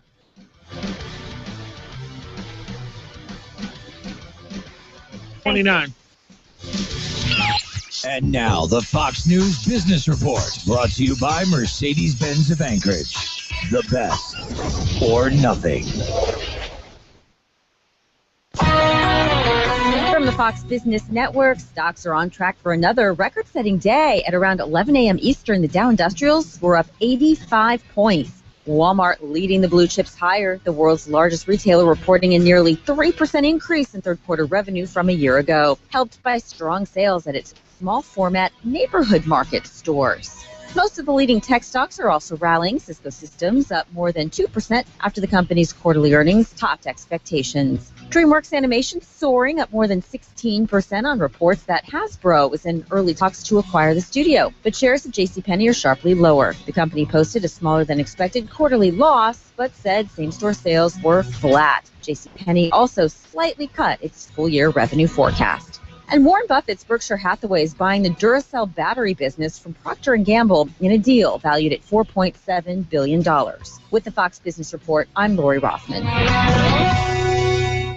Warning, you must have your solar system up and running by midnight December 31st, or you'll miss out on this year's federal tax credit. Energy prices are expected to increase by as much as 40% in the near future. Go solar now with no down payment, interest, or payments for a whole year. The door of opportunity is about to slam shut. Call 1-800-MY-SOLAR now for a free in-home assessment. My home, my savings, 1-800-MY-SOLAR. With KOAN News, I'm Chuck White. State police were on the lookout for an underwear thief in Kodiak. They believe the same person has been entering homes to steal women's underwear. Once the story came out, police started hearing from other women who reported noticing their underwear was missing or that their underwear drawers had been rifled through. Okay, question please. Why would they just buy a pair of bloomers? Pretend it was a gift from mom. Do they prefer those skivvies to be well worn? Or could it be a nasty little habit that's gotten way out of control? That's the underwear thief of Kodiak. Finally, scientists who study polar bears have published an article in the Journal of Zoology that offers a theory on why polar bears sniff sea ice. They say the scent of footprints left in the ice by other polar bears offer information to those who are looking for a mate. That's your Hot Talk News update. Local weather is next. Partly sunny today with a high 38, then a clear night tonight with a low 18. Sunshine and patchy clouds throughout the day tomorrow with a high 32 and a low tomorrow night of 16. Clouds then increasing for Saturday, high 32. On Sunday, we will see sun and clouds with a high 36. And clouds and sun Monday, high 34. Hot Talk, breaking news, and the latest weather. KOAN 95.1 FM and 1080 AM. Now I want to focus on your Thanksgiving table. You know, Bell's has just about everything you need to make your dinner table absolutely superb. Beautiful fall and holiday dinnerware, along with wonderful linens and candles and crystal. Beautiful decanters from Riedel and much more. Oh, you will have a Thanksgiving table fit for a fairy tale, all from Bell's gift shop on Specking Road. And here's a special bargain for your table. This week, all Bell's beautiful crystal, all crystal, is 20% off. Another bargain, your Thanksgiving Department 56 Halloween Village, all Halloween pieces are now 40% off. They'll be wonderful additions to your charming little village for next Halloween season. And for your sweet tooth this holiday season, Bell's is featuring See's chocolate turkeys for Thanksgiving, plus the fall assortment of See's candies. And you'll want to make your appointment for family holiday pictures. For details and appointments, call Bell's at 345-4476. Bell's Nurseries and Gifts on Specking Road, Bell's Nursery on Cranberry Road. We'll see you at Bell's.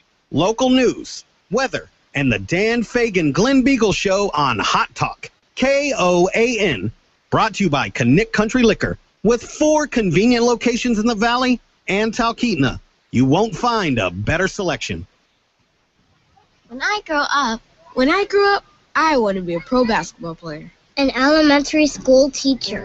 No matter what dream you choose or where you are in life, Country Financial helps you and your family grow your own way. Or maybe a veterinarian. A mom, a doctor, and president of the United States. Maybe an astronaut or, an Olympic gymnast. You can grow your own way.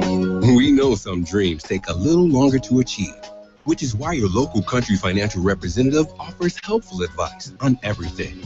From auto and home insurance to financial planning, education to retirement, and business insurance too, so that you can continue to grow and dream.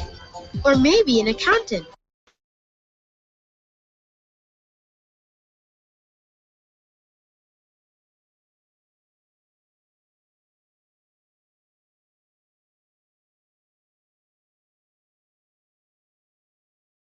That's because my family and I have gone to Dr. Dan Kiley for years. I get scared at the dentist. Dr. Kiley knows people like you are afraid, so he creates a relaxed atmosphere at his office. People actually like going to the dentist for Dr. Kiley. I know it's important to have good dental health. And you look better with good teeth. And Dr. Kiley offers cosmetic dentistry along with general care. Visit Dr. Dan Kiley at lakeotisdental.com. Call him at 562-9209. You're on with Fagan and Biegel in the morning. Give him a call, 569-1080. You're on with Fagan and Biegel in the morning on the Talk of the Valley, KVNT. 7:36 Thursday morning. It's already the 13th of November. Dan Fagan, Glen Biegel, Bonnie Cameron on your radio on KOAN, KVNT. Also streaming video audio, danfagan.us. Here's our telephone number, 569-1080, 569-1080. Give us a call.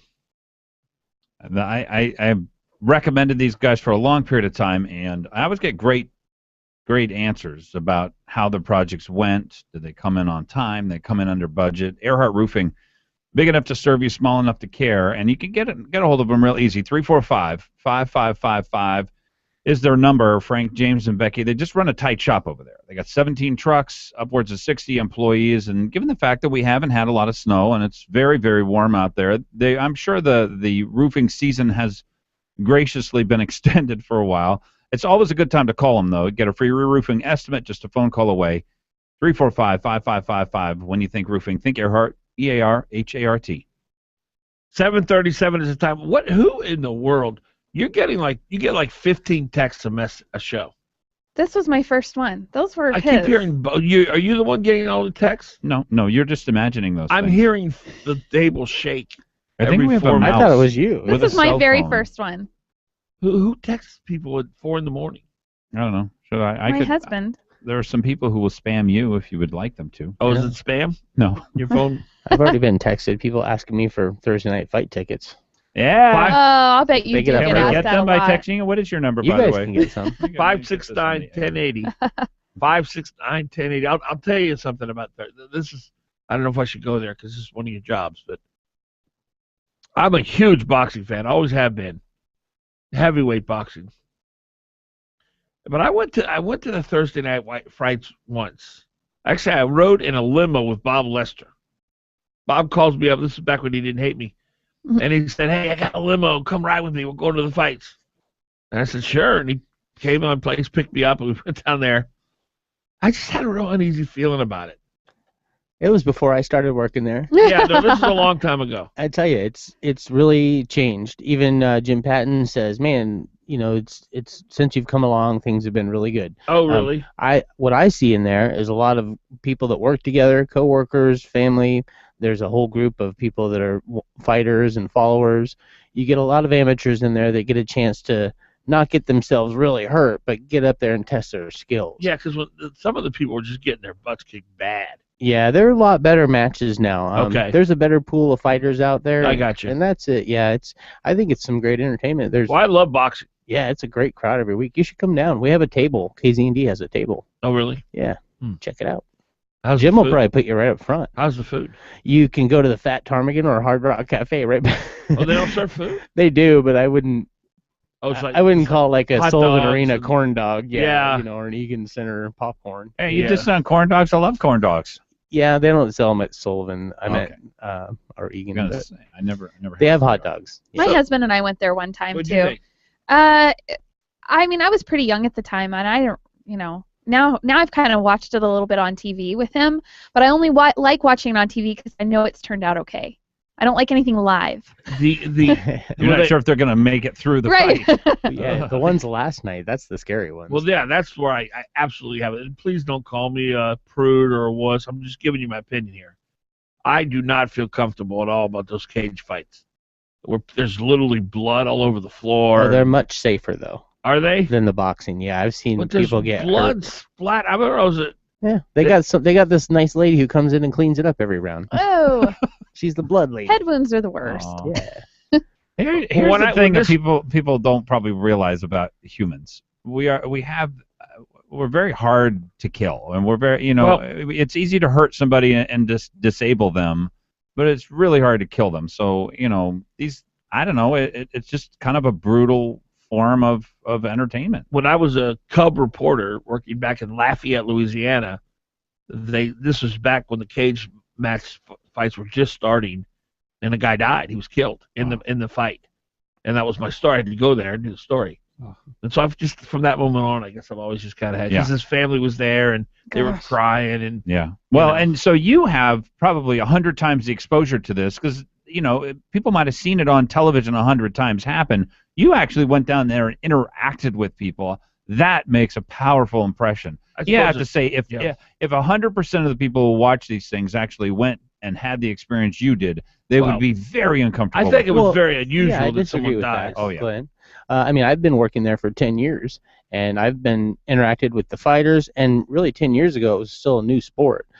People have made this a sport where mixed martial arts training, they take it very serious. Yeah, but no, it's no joke in there. I think what Glenn's saying is you've never had to interview the mother of a son who was killed in one of these matches. No, that's hasn't stuck in my happened here. brain, and it really rarely happens. I don't know. I've it never happens heard in it. boxing all the time, too, or not all the time, but it's happened way more in boxing. Oh, I don't know. I have not heard of a case like that since that happened. Yeah, it's very rare, but that would 90s. color everything you saw Yeah. about it. And then, like Brian says, if we saw, like 10 a short clip of 10 people dying in the boxing ring and how they died and their last breath and all that, Yeah, there's this guy, Johnny Ton. He used to be one of the best boxers in town. He's got one of the best records. He still is one of the best boxers. He has switched over now to MMA as well. MMA is mixed martial arts, is what they call it. And tell you what, last night, one of the best fights I've seen. Just a real skilled boxer going in there. He fought a wrestler, got held down the whole first round, came back, started boxing. It was pretty exciting, very skillful. Are there any rules in MMA? Yeah, there's a lot of rules. You can't cheat and poke eyes and grab people in inappropriate places, and they do keep a decorum. Like when somebody's down on the ground, you can't knee them in the head. And they're really strict about it. It's one of the safest things you could do, to be honest. And the refs always stop it before it Safer than gets too badminton? bad. They're going to keep you from badminton, poke your eye out. So Poke MMA your eye out, fighting kid. is safer than badminton. It could be. Blood squirting everywhere. People, it could happen. Do you have PTSD from all these stories you've done over the years? and the bloody fights, that's few. They're not every fight is bloody. Okay. I wonder sometimes if you've got some post-traumatic stress. I think working in New Orleans with all the murders had an impact on me. Sure, I would think so. Because you're interviewing family members of deceased people every day. Yeah. And you working at a funeral home. Yeah, Yes. exactly. You saw the same thing. Yep. It rocks you a little Well, bit. give us some advice here from the streets of New Orleans and from the funeral home about maybe one change we should make in our life if we wanted to. You're not going to want to hear. Don't sell drugs. Don't sell drugs. Okay. Look, be a a lot drug of people dealer. Don't do drugs. people are going that direction here. They don't think that there's any danger to it. It's no big deal. What about you? I'd Brian? say don't worry about diets or drinking Diet Coke or staying off the salt because you have an equal chance of dying every single day. He's seen it Live all. a life. Exactly. Live your Best life. news I've ever heard. I tell you what, go for it. That's what I say. I'm going to get a pizza right after the show. Let's do it. Breakfast pizza. Extra cheese. Yeah. Fagan Biegel Bonnie. Our number 569-1080. Call us 569-1080. 744. Our number 569-1080. Call us 569-1080. 744.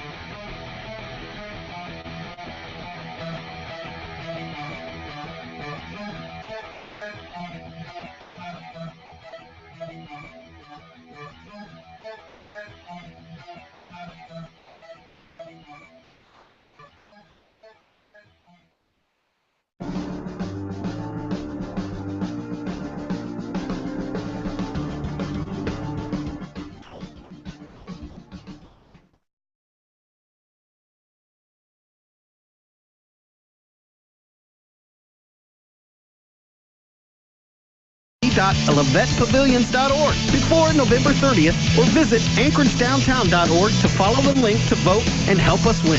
The concert series will be produced by Anchorage Downtown Partnership with the help of the Alaska State Council on the Arts. It will feature local talent and help bring up bands from the lower 48 and beyond. Please help spread the word and rally your family, friends, colleagues, and neighbors to sign up and vote for Anchorage.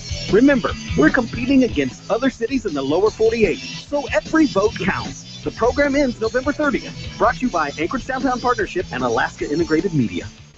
Hi, my name is Mike Ferris, president of Alaska Enterprise Solutions. We are the face of Xerox in Alaska. Xerox is a trendsetter, and AES Xerox is following in those footsteps. We are the document management experts, specializing in short-term rentals of copiers and scanners. We have offices in Anchorage and Fairbanks, and we are your Xerox professional agency with an Alaska focus and worldwide support. You can reach us at aesalaska.com or 561-5100. Philanthropy. It does such big things in our community and state. Help honor outstanding Alaskans for their philanthropy at the National Philanthropy Day in Alaska Luncheon on Friday, November 21st at the Denina Center. Visit afpalaska.net. Philanthropy. Big word, big state, big impact. Presented by the Association of Fundraising Professionals, Alaska Chapter, and this station. Hot Talk KOAN, man. You're on with Fagan and Biegel. 1080KOAN.com. Fagan and Biegel. Weekday mornings from 6 to 9 a.m. on the Talk of the Valley.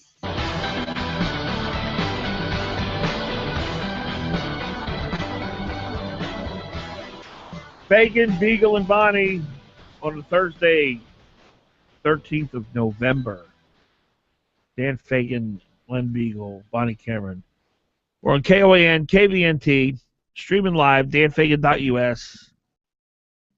Our number 569-1080. 569-1080.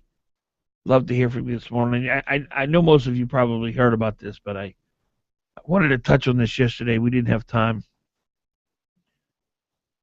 A public school in Washington, D.C. eliminates all religious references to holidays. By a vote of 7-1, the Montgomery County, Maryland School Board voted Tuesday to strip the public school calendar of all references to religion after Muslim groups mounted more than a year-long campaign to get Elda al-Hadi and Elda al-Hadi. I may have mispronounced that slightly. Added as a day off for students. A majority of board members voted to remove all references to religion, resulting in the 2015 school calendar, referencing December 24th, 25th, 28th, 29th, 31st as winter break, without noting the school is closed on December 25th for Christmas. So all references to religion or all references to Christianity? Any kind of religious holiday. Because they did not mention the Muslim holidays of and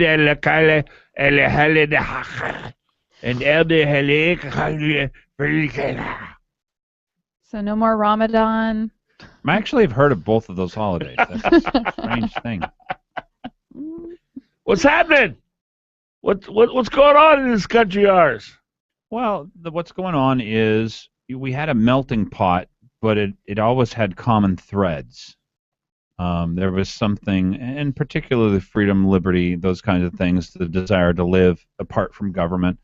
But even those foundations are really fraying. You know, there's a lot of people who don't want to live separate from government. They really want government to give them food, shelter, clothing, health care, a job, and education. But really, the government's there basically to run their lives and to do everything for them as mommy and daddy. So anyways, this is an outgrowth of the idea of the melting pot has limitations. 569-1080, 569-1080. The left would say, Glenn, what's the matter? This is not relevant. So what? We don't acknowledge Christmas anymore. Mm-hmm. So what? Look, I don't have any problem as long as a parent who does believe that their religiosity or that these holidays are part of their culture is not forced to strip them from their lives as the people on the left want to do. So I would agree with them as long as there's school choice. Look, you can send your kids to schools where there's no religious distinction, there's no sexual distinction, that your kids are constantly convinced of whatever it is that the left wants you to believe. I just don't think that's appropriate. I mean, it's not our nature, it's not our culture that dominant left-wing anti-God-centered ideology should be allowed to be in a monopoly system forced on everyone else. That we're paying for. Yeah, that we're paying for, and that essentially people are forced. So I don't have any problem with parents saying, you know what, I want a religion-free world. I want a religion-free life. I want a religion-free school. I want a religion-free presentation. I don't want any of your morality. I don't want any of that stuff anywhere near my kids. I say that's perfectly fine. That's your choice. What about mine? The ironical, the irony of all this is that this is brought about by the Council on Muslim Relations. Can you tell me a Muslim country in which Christianity is welcome and embraced and allowed to coexist? Egypt used to be about the closest thing that we had. Not in the school system. There are Egyptian Christians. Yes, they allowed them to live separately. Right. And in other words, they allowed different cultures, different cultural traditions right. to grow up and not war with each other. Now, that largely, from my understanding, is coming to an end. But they didn't allow it to affect their decision-making. No, but my point is, most Muslim countries, you could go to Egypt and live there and be a Christian if you were, what do they call it, the Coptic Christians? Coptic Christian. Coptic Christian. Yeah. But you cannot be a Muslim and become a Coptic Christian. No. You'll be stoned to death. Oh, yeah. You'll be put to death. So it's just kind of ironical, as Sarah Palin might say, that, see, I don't know why I did that. That's a dark heart coming out. I'm going to progress you, Dan, if you don't watch it. Actually, that was really funny. It's very ironic. I can't even say it right now. Ironical. It's ironical. Great. It's ironical that the Council on Muslim Relations would be so obsessed about a Muslim being offended because of a Christian, a public school acknowledging Christmas, a holiday that 97% of us celebrate, and yet in their own countries they're not protesting that if you're a Muslim and you become a Christian, you'll be stoned to death. Wouldn't that take a higher priority for the Council of Islamic Relations? No, I didn't take out of the story what you got out of the story. Okay. What I took out of the story was they wanted a Muslim religious holiday recognized by the school system. Right. They pressed them for a whole year. They had the legal representation come up to the school board and say, hey, what about our religious holidays? You can't just have your religious holidays and not have our religious holidays. Yes. At the point at which the melting pot breaks, they throw up their hands and say, all right, well, we still have to operate a monopoly, but there will be no religion whatsoever and no religious references. There will be no religious holidays. We are throwing all religion out. Religion is gone from our school. That is them throwing up their hands trying to figure out, well, we don't know how to satisfy you, and we don't know how to satisfy them at the same time, so we give up. The answer, by the way, is we give choice to parents. That's the answer. Then people can go to whatever schools they want, and hopefully, I'm sure there will still be a great core of our culture, of American culture, available for people to have the free market. I just got a text from the old TV station I worked at. Our 7:30 guest has arrived. At the TV station. Okay, Brian, Yes. this is going to be a little bit of a trick, but if you could get some kind Turn of on my television presentation. Yeah, just have them send a wire right over here. Are they unaware that you're not there anymore? Apparently they didn't. Do you want to respond to that text? And Well, no, we're on the air. We'll take care of it. All right. Take care of it to you. No more text. Anyway, go to KFQD. Isn't that basically where we are, though? Is that there's such dramatic differences in people's desire for public sexuality, as we just got through a long discussion on that, and people's desire for there to be religion-free zones in our schools, which, that's rapidly becoming the norm and will rapidly become absolutely the norm. Here's a couple of comments on the story. If you come to this country, you live by our laws, period. Here's another one. Thank God for Catholic schools. Imagine for a minute the public schools were run like the Catholic schools. No droopy pants, kids respectable, speaking English. I saw a kid working at Fred Meyer last night with the droopy pants. It's like, not even your boss will say anything. Could you? Oh, he worked there. Yeah, he was pushing the carts outside. His pants were down around his lower regions. And was his underwear exposed? Yeah, I mean, maybe they had a special. What on color that was kinda his underwear, by the way? Dark. Like a dark bluish? I don't know. It was outside. It was dark outside. Huh. In Islamic countries, Christians are second-class citizens. Yeah. They have no rights. Women are third-class citizens. Yeah. Or dead. Or dead. Or beaten severely. Yeah, it's just such a double standard. And look, it's our country, it's our culture. We welcome you. If you want to come and be a part of what we do here, fine, but don't come and try to change us. We are a Christian, Judeo-Christian nation. That's our founding fathers. We're Judeo-Christian. That's who we are. We're not saying you have to come here and be a Christian or a Jewish, but that's the predominant faith in our land. And yes, we are becoming more and more secular as we, grow older as a country. But to come in here and say, I'm coming to America, and when I get there, I'm going to be offended with your culture. Why are you here in the first place? Why don't you go back to Saudi Arabia or Yemen or Syria, where your wife has to wear a veil and can't walk down the street unless you're as her husband walking with her. Don't come here and demand we become like you. You're here because we're not like you. But do you know why they're doing it? It's because we don't speak up about it. We just let it happen. And if more people would get involved, if we're like-minded and we get involved and we get on the PTA, we get on the school board, we make a difference, we start making some noise instead of being the silent majority, more change would happen. But instead, we just, okay, that sounds good. Winter break's okay. We elected 7 teachers union members to the school board. Well, We're that's because no good running people will run for it anymore. anything. No, we actually have had people run for it. It's that the school board, the unions want to be on both sides of the negotiating table. So for cash reasons, so our local people, our local teachers who are not left-wingers in large, some of them are, but in large measure, they're not left-wingers. Right. The National Teachers Union is 100% left-wing. There's not an ounce of conservatism in them. And so this unholy alliance of people who want a paycheck and want to hire their boss and put them on the other side of the table partners up with this national education establishment that just wants left-wing values taught in school. Who's the loser? We are. Our families, our children. Teachers unions control school boards across the country. It's nothing new to Anchorage. Yeah. Choice is the only way out of this, by the way. It's the only force by which we can right this ship. And it will happen. It will happen. 7:58. Dan Fagan, Glen Biegel, Bonnie Cameron. It will happen. 7:58. Dan Fagan, Glen Biegel, Bonnie Cameron.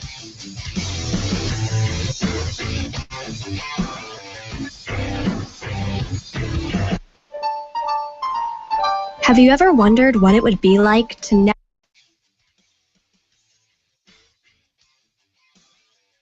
At Amana, the Million Air heat exchanger found in all our gas furnaces is living up. But this year, you can change all that. You can make a difference with Pump Up the Kids. And it's still going strong. In fact, we're so confident in its reliability, Amana offers a lifetime unit replacement limited warranty to the original registered homeowner if the heat exchanger ever fails for as long as they own the home. For information on the Millionaire Warranty, contact Kinnick Heating LLC, your authorized Amana dealer. Amana lasts and lasts and lasts. Your local Amana experts are Kinnick Heating LLC. Stay warm, shop smart, shop local. Choose the Amana experts right here in the Mat-Su. Look at them. Hot talk all day. Hot talk every day. 95.1 FM, 1080 AM. KOAN, Anchorage. Fox News Radio, I'm Lisa Brady. The head of ISIS vows to fight to the last man in a video just posted by the terrorist group, the first release since a recent U.S. airstrike in Iraq was thought to have possibly killed him.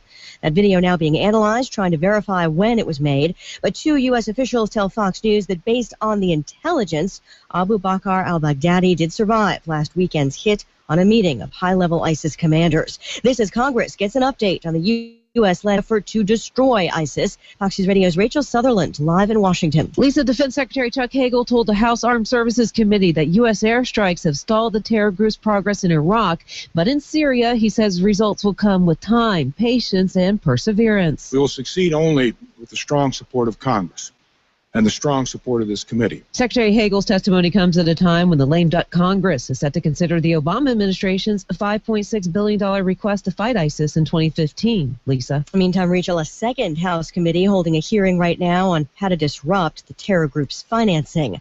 Another call for peace in Ferguson, Missouri, this time from the family of the black teenager killed by a white police officer, with a grand jury decision expected soon. Fox News Radio's Jeff Manasso, live in our Midwest Bureau.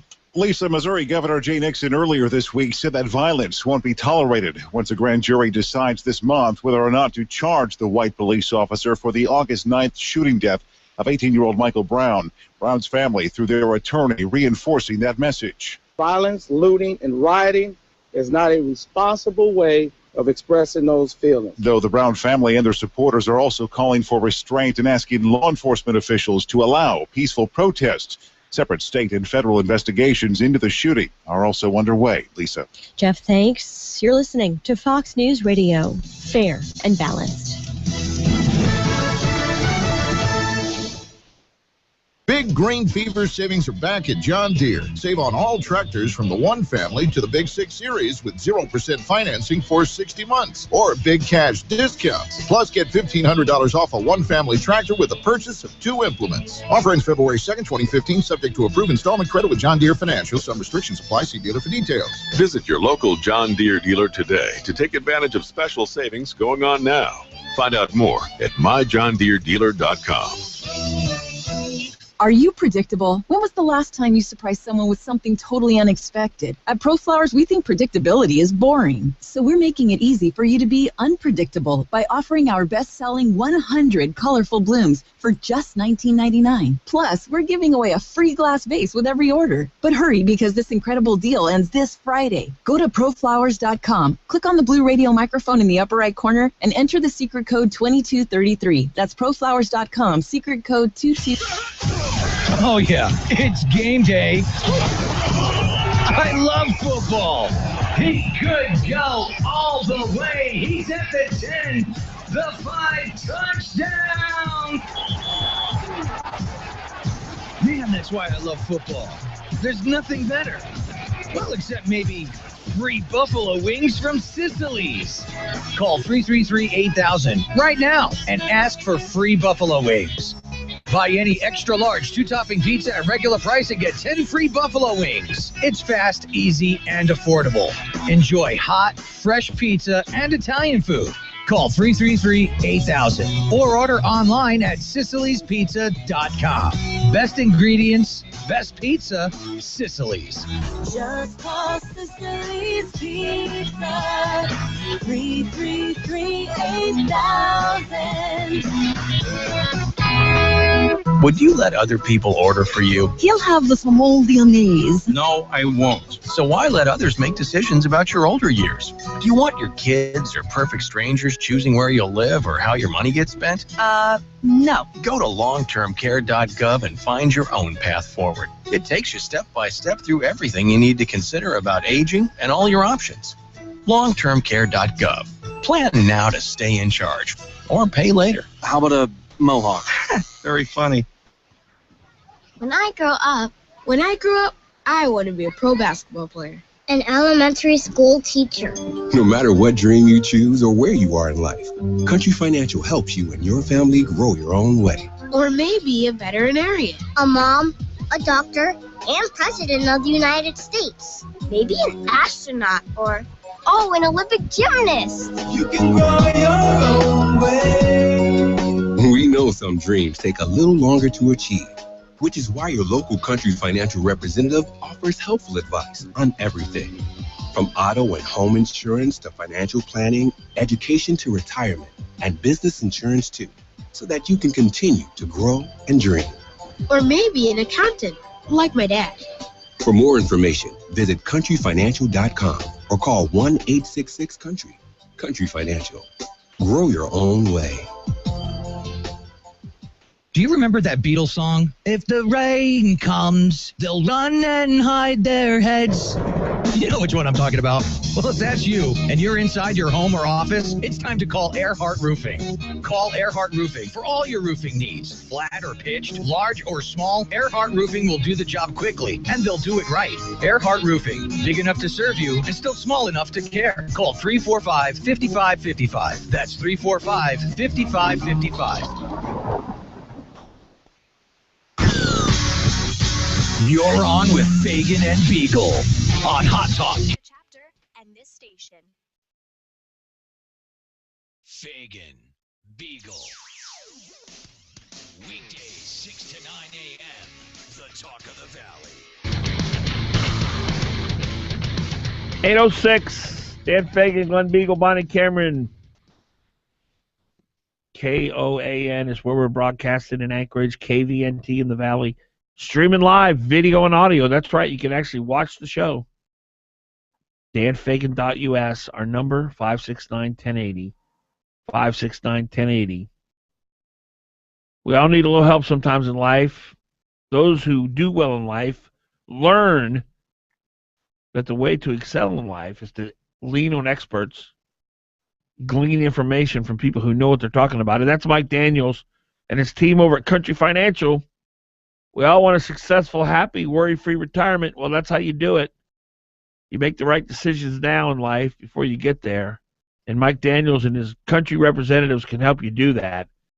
They've got 13 locations in Alaska, 5 in Anchorage, 5 in the Valley. They're all over the state. Financial planning is a very difficult, changing science.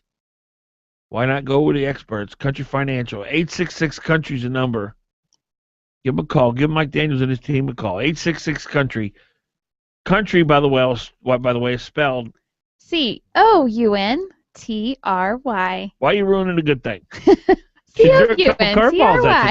The advertiser loved the old country. And here you're throwing it. It's like, you know what I hate? When people sing the national anthem. Oh, yeah. And they try to sing it their own way. Oh, say, can you see? They try to add their own little twist to it. Uh-huh. Sing it like you're supposed to I sing was going to try to put it into a song. I don't think you're but... supposed to sing it, actually. Okay, here we go again. You're not supposed to sing it. COUNTRY. Oh, now I got to charge them extra. Added value. I just really don't want to spell it wrong one of these days. So you asked me about this bachelor auction I was in. Yes, I remember you talking about that. Many years ago, they asked me to go on. I think it was in Sheridan. And you go out there and you go up on a runway, and people bid on you. And this woman bid on me. I don't remember what she bid, but what you're supposed to do is you're supposed to go out and get these great packages. If you bid on your bachelor, you also get a trip to Hawaii. You get a diamond necklace, or not a diamond necklace, but some kind of jewelry thing or some kind of spa thing, and you get the bachelor. But the bachelor was supposed to go do all that. Well, I didn't. What? Some of the package was just me. So They got gypped. I didn't mean that language. Bad start. That was certainly my thought on it. Relationship here. But a woman bid on me, and so we're, I go introduce myself, and I'm supposed to go on this date with her, and the day of the date, which was a Saturday night, like the Friday before, I just got sick. I was sick as a dog. Couldn't sleep all night. All day Saturday, I'm throwing up. I'm running a fever. So I had to call her at 4 o'clock and say, I am sorry. I am just not going to be able to make it. I was literally sick. She got really mad. She said, no, you're coming on this date. I said, I don't think you understand. I am dying here. I've got a fever. I'm sweating. I haven't eaten in 24 hours. I haven't slept all night. Says, you're coming on this date. Whoa. Said, ma'am, I will refund your money. We'll do whatever. I'll personally give you whatever it is you bid on me, but I just can't go on the date. So she said, I said, I'd be happy to schedule. We can go next Saturday. We can go the Saturday. I said, I'll go anytime you want, but I can't go tonight. And she just lost it. And so she just hung up on me. So I'm on Marcus's and April's show. I don't know, maybe a month later. I was filling in for Marcus, so it was April and I. And we're just talking, and April was big at the Bachelor auction thing. She was one of the organizers of it. April Powers, is it? April? I think that's right. April Powers. Yeah. And she's a great gal. But so we're talking, and the phone rings, and they take a call, because we're talking about the Bachelor. Mm-hmm. It says, yes, hi. I just wanted to ask Dan how his date experience was. Because I know because we were talking about how I was a bachelor and everything, and I told April the story, and I said, don't ask me about how the date went. And so she didn't. But the lady, she says, how was the date experience? Busted. And I'm like, well, it's just, it's really hard to describe. It's just, you didn't lie directly. I didn't lie. I'm very good at, how do you think it was?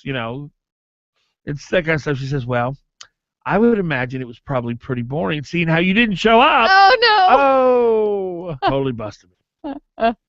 So, it's funny and all But that. did you learn anything? Now, I want to ask Bonnie this question. But you didn't hear the end of the story. All right. Oh, there's more. I got to ask So Bonnie I'm going to have lunch with my friend Curtis Smith, who's a king of practical jokers. And he's got Lotsville there and 4 or 5 other people. And they're just laughing so hard when they see me. Uh-oh. They got a friend of them to call in. That was not the woman. Oh. That's they great. were laughing so hard. Fantastic. Yeah. Okay, now, here's my question to you, Bonnie. Yes. Our minds are enormously powerful, and they can, frankly, I think they can make us sick. They can keep us from being sick and all kinds of things like that.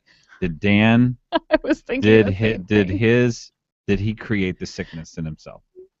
It was don't look at him. Power look at of me. suggestion. Ignore him. Just a question between you and I. Do you think that his mind is powerful enough to be able to make himself so worried that he actually becomes Yeah, sick? I wonder if he got so worked up about it that he just made himself sick. Well, obviously neither one of you know me at all, because I don't get worked up about stuff like that. But I will say this, and God, please don't let her be listening right now. But I was never more happier to be sick in my life. I'm not saying that I tried to make myself sick. Oh, are you saying This she is was so long ugly ago. or something? Well, it's a long time ago. And so, hopefully she's not listening. Now, But see, yeah. I don't think it has anything to do with whether she was beautiful or anything like that. Dan does not. Men typically don't care about that thing. Dan does not like to be put on the spot, and he doesn't like to be controlled. So the fact that he was going to be under somebody else's power and have to go, he That's had to true. go. That was the problem. The fact that he doesn't put a jacket on for the entire winter so that Alaska doesn't win. I mean, it's that kind of I agreed to go. That wasn't the problem. I was gonna go. No, your You should mind have invited her worked over tricks to on make you chicken soup. She was furious with me because she took it, in her defense, she took it as rejection. Yes. And I tried to explain to her it's not rejection. I did go on another I did go on another blind date once. It was when I first moved up here. A guy who was an engineer at my old TV station had a niece who lived here. And he said, oh, well, you know what? You're moving up there. I'll set you up with her. And so we went on this date. And she was... Now, did he know you at all? Because Yeah. that just seems like a cruel thing to do. Well, no, to she the was poor actually, girl. she was actually attractive. Okay. But this was the conversation. I am not exaggerating. So you know how Susie is at the office. She's always talking about blah, blah, blah, blah.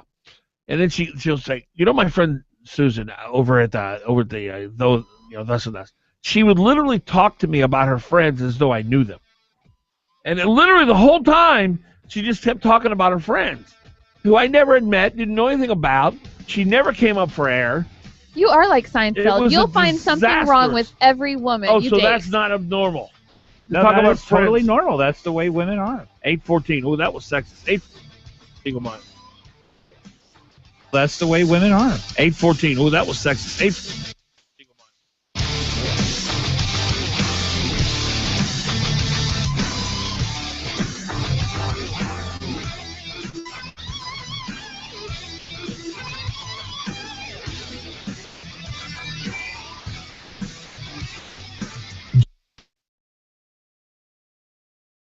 569-1080. Join the conversation. KOAN.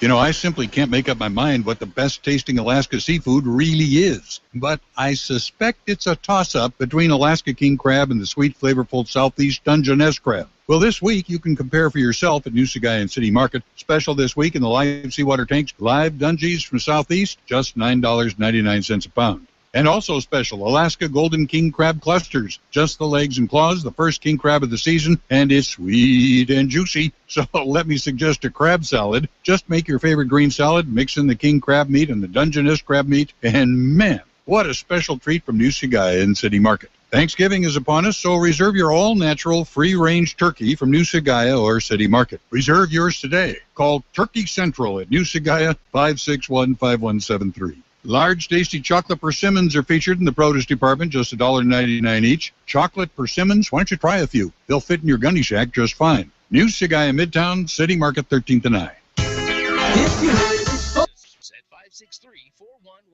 That's 563-4118. Or visit us at akcopy.net.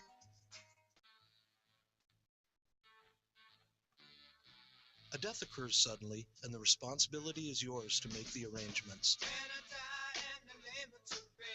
You have no prior experience in the death of a loved one. What do?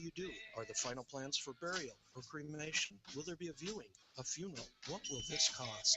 Folks, this happens to people just like you and me every day. I'm Scott Jansen, owner of Jansen's Evergreen Memorial Chapel, Jansen's Eagle River Funeral Home, and Jansen's Alaska Cremation Center. I'm also a two-time Iditarod finisher, known these days as the Mush and Mortician. All the craft beers and learn why they're so different. And when you see one you'd like to try, the Beer Spy Locator can direct you to the closest store. WorldClassBeer.com, designed to help you get closer to your beer. Brought to you by the Odom Corporation. Always drink responsibly. You're on with Fagan and Biegel in the morning. Give him a call, 569.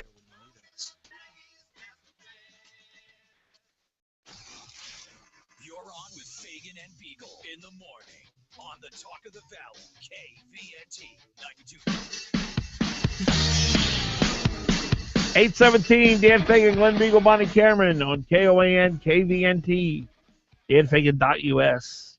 Our number, 569-1080, 569-1080. Give us a call. We'd love to hear from you, 569-1080.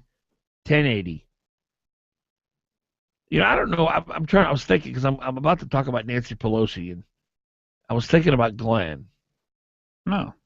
Well, Nancy Pelosi says the reason people are now questioning whether or not she should remain in leadership as the minority leader in the House is because of sexism. It's the victim mentality. You know, the left loves it. Yeah. And I was trying to think about the whole idea of being a victim and how devastating it is. And, you know, basically, if you believe you're a victim, you believe life happened to you, which means you're stuck in your position because it happened to you. It wasn't because of decisions you made. If you believe your situation is because of decisions you made, you can make different decisions and get to a different. But we have to pass the bill so that you can find out what is in it. If I've ever heard you play the victim card or take the victim card, and I don't think I have. Have you ever played or because I probably do sometimes. I don't really know when, but I think it's kind of. Have you ever played the victim card? No, I don't think so. I mean, Look, I had every blessing in life from my parents, my family. We grew up poor, at least Alaska poor, but it was a good life, and it was fine. What's Alaska poor? Alaska poor. We were up at Service High School, and we drove around, beater diesel rabbits, when other kids had their own cars, and I had hand-me-down clothes that were 4 or 5 years old. So I had bell bottoms in 1982. Let's just say that they went out of style around 1978, and they weren't mine. So you were poor, but you were in a wealthy environment. Yes. See, now that would be, in my opinion, the worst of scenarios, wouldn't it? It was difficult, but in the end, I don't know. My parents' approach was so brilliant. Their goal was this: we're just going to keep you so busy that you're just not going to have time to think about your circumstance. And that's what they did. I swam 3.5 hours every day. I was busy from morning till night. I studied. I just worked hard. How many siblings? I had eight brothers and sisters, so I was the fifth of 9. Do any of your kids ever play the victim card? Yes, they do. And it's on occasion great teaching moments. Very important for you to highlight that, focus on it, walk them through, and the importance of actually going through a circumstance right now where I've counseled my daughter that she doesn't think she did anything wrong at school, and I want her to go and tell the person that she is having a spat with that she apologizes. And she said, "Well, I didn't do anything wrong." He said, "It's particularly important to apologize when you don't think you've done anything wrong." That's exactly the time. Humility. Yeah. So, and it makes you a stronger person, it makes you a better person, and it guides you through life. This is one of the fears that people should face. This is one of the fears, because our lives are filled with fears: the fear of change, the fear of the unknown, fear of death, fear of life, fear of vulnerability, all kinds of things. And human beings are live through all these things. So I try to expose my kids to fear of public speaking, for instance, and just all different kinds of things when they're as young as I can, so that they get over them, because they realize, oh gosh, I survived. Yeah, I can make it, even though they were afraid. Yeah. Bonnie, do your kids ever play the victim? Yes, absolutely. I have one child that I just dealt with this last night, and it's funny because I often wish I had more kids so that I could get more and more right as time goes on, but I only have 2. And my second one sees what the oldest one does wrong, and so she stays as far away from that as possible, even though she's probably my more stubborn, strong-willed one. So with the oldest one, he definitely tries the victim. He doesn't understand why he's getting restrictions or things taken away or whatever, and he often plays that victim card. And I just had a talk with him about this last night, and I forced him to apologize. I said, you apologize right now. Mm-hmm. And I've never done that before. He said, well, apologize for what? And I said, you're just going to say you're sorry. That's you can think about it later on your own, but right now you're going to say you're sorry. And, it becomes I'm sorry you did that. I guess I'm sorry. So, yeah, we're dealing with that, and it's getting old. Victimhood, by the way, it is the worst thing you can convince somebody else of. Oh, yes. It's terrible. And that's the whole message of the Democratic Party, Glenn. Yeah. And that's what this is one of the reasons why I've been highlighting this native divide, and the reason why they would vote so dramatically for Democrats is because they feel vindicated for their situation, because Democrats tell them that they're victims. Yeah. You're not victims. You are Americans. You're Alaskans. You're a great people. You've got great opportunities. The idea that you should believe that the Democrats are right in any way. You have more opportunity than 95% of the planet. 99% of the planet. Yeah. In Alaska? Are you kidding me? The resources that we're surrounded by. Right. Turn away from being a victim. And this is whether it is in your own family, because many people, by the way, are victims. And they really are. And they have a lot more to overcome than I did, which is why I started out the way I did. 569-1080. 569-1080. That's the number if you'd like to be a part of the show. Let's go to Jim. Jim, you're on. Thank you. I have a great fear, and I fear that we're losing our country, we're losing our Constitution, and I try to turn to you and hope that I'll hear something that'll change my mind. I know we've elected a new Senate of many Republicans, but I'm still focused on what solutions, if they don't come through for us, do we have to save our country? Are we going to raise a white flag here and just give up everything? or can we utilize the Constitution and honor it and respect it by trying out Article 5? If you don't want to impeach this president, then maybe we need to try something. But I turn to you for solutions. Well, let me ask you, Jim. Yes. What gives you hope America will turn in the right direction? And clearly we're heading in the wrong direction now, but what gives you hope? I'm not sure that I have a lot of hope because I'm not hearing. There's only one talk show host that I actually hear suggesting an alternative to impeaching, and that is Mark Levin. He talks about Article 5 of the Constitution. So I hate to keep throwing that out. So you're talking about impeaching Obama or just... Yeah, well, you think that Congress is going to get us turned around, I guess? Is that what you're thinking? Well, look, Obama's gone in 2 years, so we don't have to impeach him. He's gone. Hey, listen, we won't have a country in 2 years at the rate we're Sure going. we will. Well, that's what I want to hear from you, but I don't believe it. So you try to... You think we're not going to be convince a country in 2 years? I'm suggesting if we lose our Constitution and we don't use it, what have we got left? Well, here's my silver lining. We now know what the left is all about. We've seen the left unfiltered. Barack Obama, who is a perfect representation of the leftist, is a corrupt, lawless, blame America first leader. And Americans have rejected him resoundingly. That gives me hope. This election this past Tuesday, we cleaned house. And I'm telling you, I believe the American people still get it. And I understand that we have problems. And the number one problem, in my opinion, Jim, to be honest with you, is the public school system being a factory for leftists. And it keeps putting out leftists. That's where it starts. But here, let me add one more thing. And then the media. But I think we're winning on both of those fronts. The school choice movement is gaining tremendous ground. And even some Democrats are beginning to embrace vouchers because the poorest of neighborhoods are the ones affected. I also believe we're seeing a major shift in the dissemination of information in this country. It used to be 3 white male anchors who were hardcore leftists giving us the news, and then the leftist newspapers. Now you've got Facebook, you've got Drudge, you've got talk radio, and all of a sudden people are beginning to get more than what the leftists present. And that's all we need. We need the flow of information to reach the American people. And I am confident in the American people that when they hear the truth, they will gravitate toward the truth. Yes, times are bad now. Yes, the whole disintegration of marriage thing is bad. But you know what? We're winning on the abortion issue. The popular opinion has changed dramatically against abortion. I think we're actually making progress. And this president has done us such a favor. Because Clinton wasn't a true leftist. He wasn't a true blue leftist. And I believe this president has shown the American people, you want a leftist, you want to know what the Democratic Party is all about? They're about lawlessness. They're about not caring about the Constitution. They're about everything that we hold dear, the complete opposite.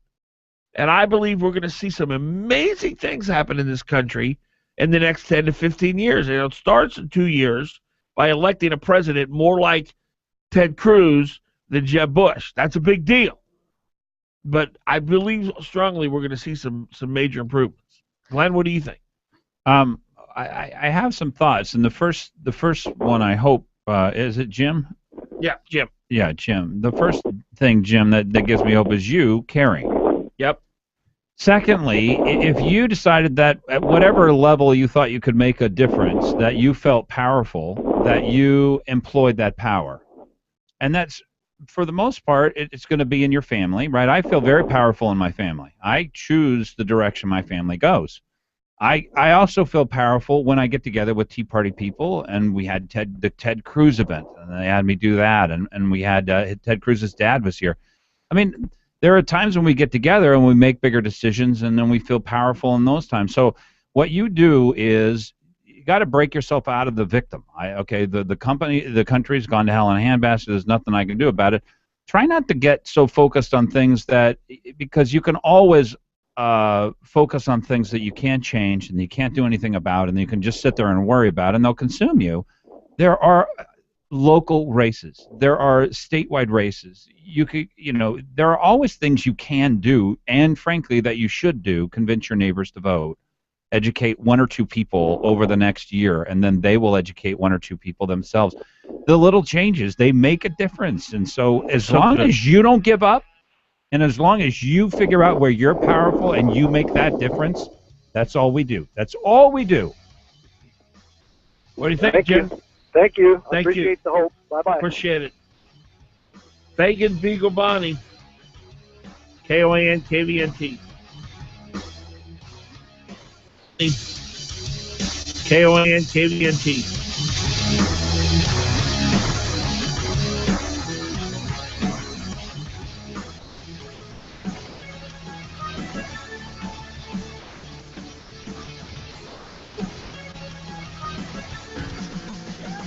You're on with Fagan and Biegel. Give him a call, 569-1080, KOAN. Local news brought to you by Jansen Funeral Homes, Jansen's Evergreen Memorial Chapel, Jansen's Alaska Cremation Center, and Jansen's Eagle River Funeral Home. Jansen Funeral Homes, where just like family, they're there when you need them. With KOAN News, I'm Chuck White. The state has created a website with Ebola information that is both general and specific to Alaska. EPI.alaska.gov. Anchorage has named a fourth defendant its lawsuit over the problem-plagued Port of Anchorage expansion project. The city has now added geoengineering to the companies it's suing over the project, which has already cost $300 million and apparently could cost hundreds of millions more to correct.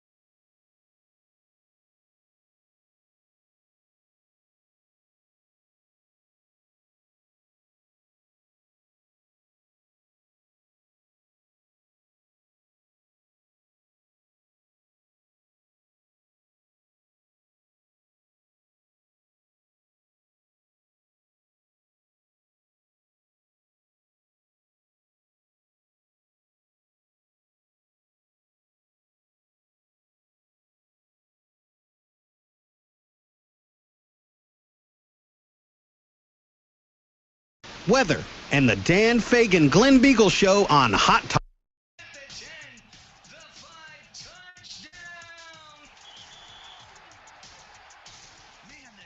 You won't find a better life with Dr. Sanjay Gupta. Being forgetful as you hit middle age doesn't mean you're losing it. I'll explain what's really going on inside your brain. I'm Dr. Sanjay Gupta, CNN's chief medical correspondent. Forgetting people's names or where you put something is perfectly normal as we age. For most people, it's not actually a sign of an unhealthy brain. You see, as we age, our ability to process, encode, and learn new information simply gets a little slower. Also, the middle-aged brain becomes more easily distracted, making it harder for us to focus on tuning out more irrelevant information. So the fix is make an effort to be more deliberate and mentally present when starting a new task or project. Also, get organized and stay physically active. That's one of the best brain boosts, especially as we age. Constantly learning new things also helps keep the brain develop new pathways and also keeps the ones you already have sharp.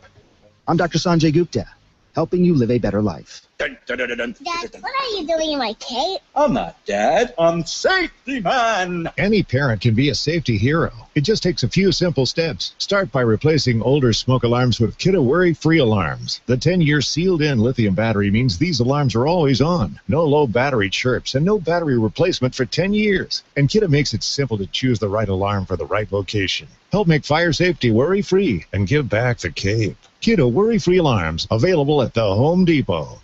Does your furnace need repair? Your house need cleaning? Or maybe you're ready to update your kitchen? Big or small, whatever your home improvement need, log on to handyman123.homeadvisor.com. Home Advisor is a free online resource with instant access to top-rated remodelers, maids, handymen, roofers, and many other home contractors. It's easy and it's free. Just go to handyman123.homeadvisor.com. Handyman123.homeadvisor.com. That's handyman123.homeadvisor.com. When I grew up, I want to be a pro basketball player. An elementary school teacher.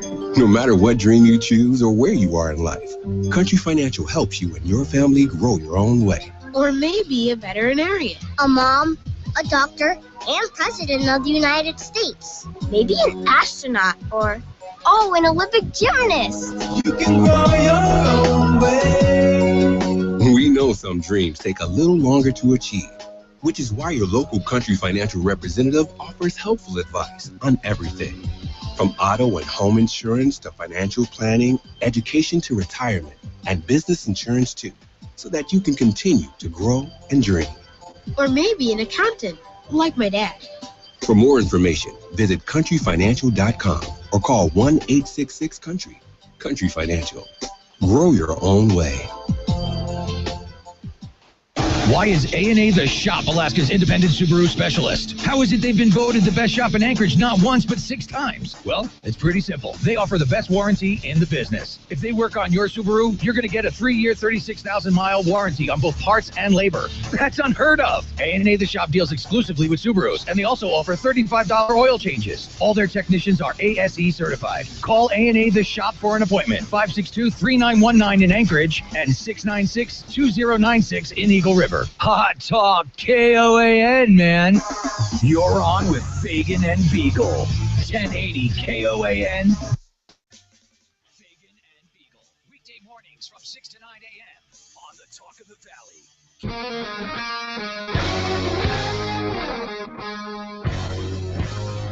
8:35. Dan Fagan, Glen Biegel, Bonnie Cameron. KOAN, KVNT. Also streaming on danfagan.us. Here's the number, 569-1080. 569-1080. I just have to, what was the caller's name? Jim. He was really sincere. And I have a couple things to say about that, too. He called up and said, man, I got to have some hope. He said, I count on you guys for hope. And Glenn, I'm telling you, this message that you have, and I was telling Glenn in the hallway, I went back and listened to it last night when Glenn kind of lost it the other day. Were you here for that? I think so, yeah. Yeah, when he was talking about his friend who ran into the homeless guy who was eating dog food. And it's, you do what you can do, you won't lose hope. That's the gist of what you're saying. If you focus on what you can change, your family, your circle of influence, the people you associate with, you keep fighting and moving toward what you think's right, you'll never lose hope. When you focus on the big picture, on the things you can't control, on the things that are going in the wrong direction, you'll become hopeless in a heartbeat. Mm-hmm. Yeah, and the important thing for people who do want to rise up every once in a while, it's not that you shouldn't rise up and say, there are bigger issues to tackle here. For instance, school choice, I think, is probably the issue of our age.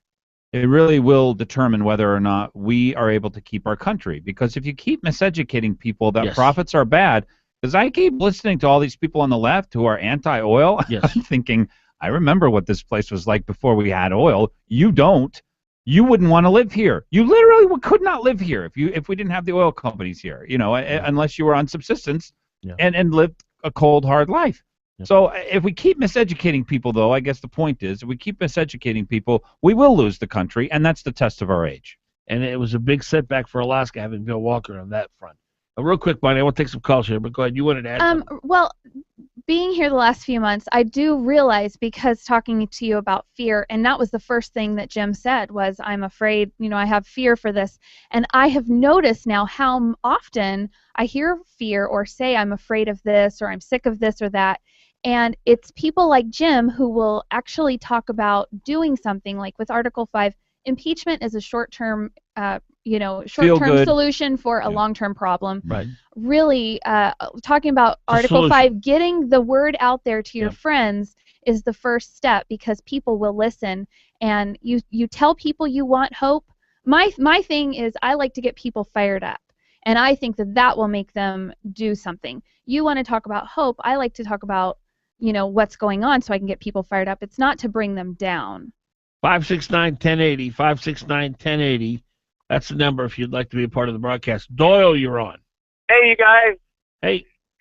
So, yeah, hey, Jim, this is just a little message for Jim. You know what, Jim?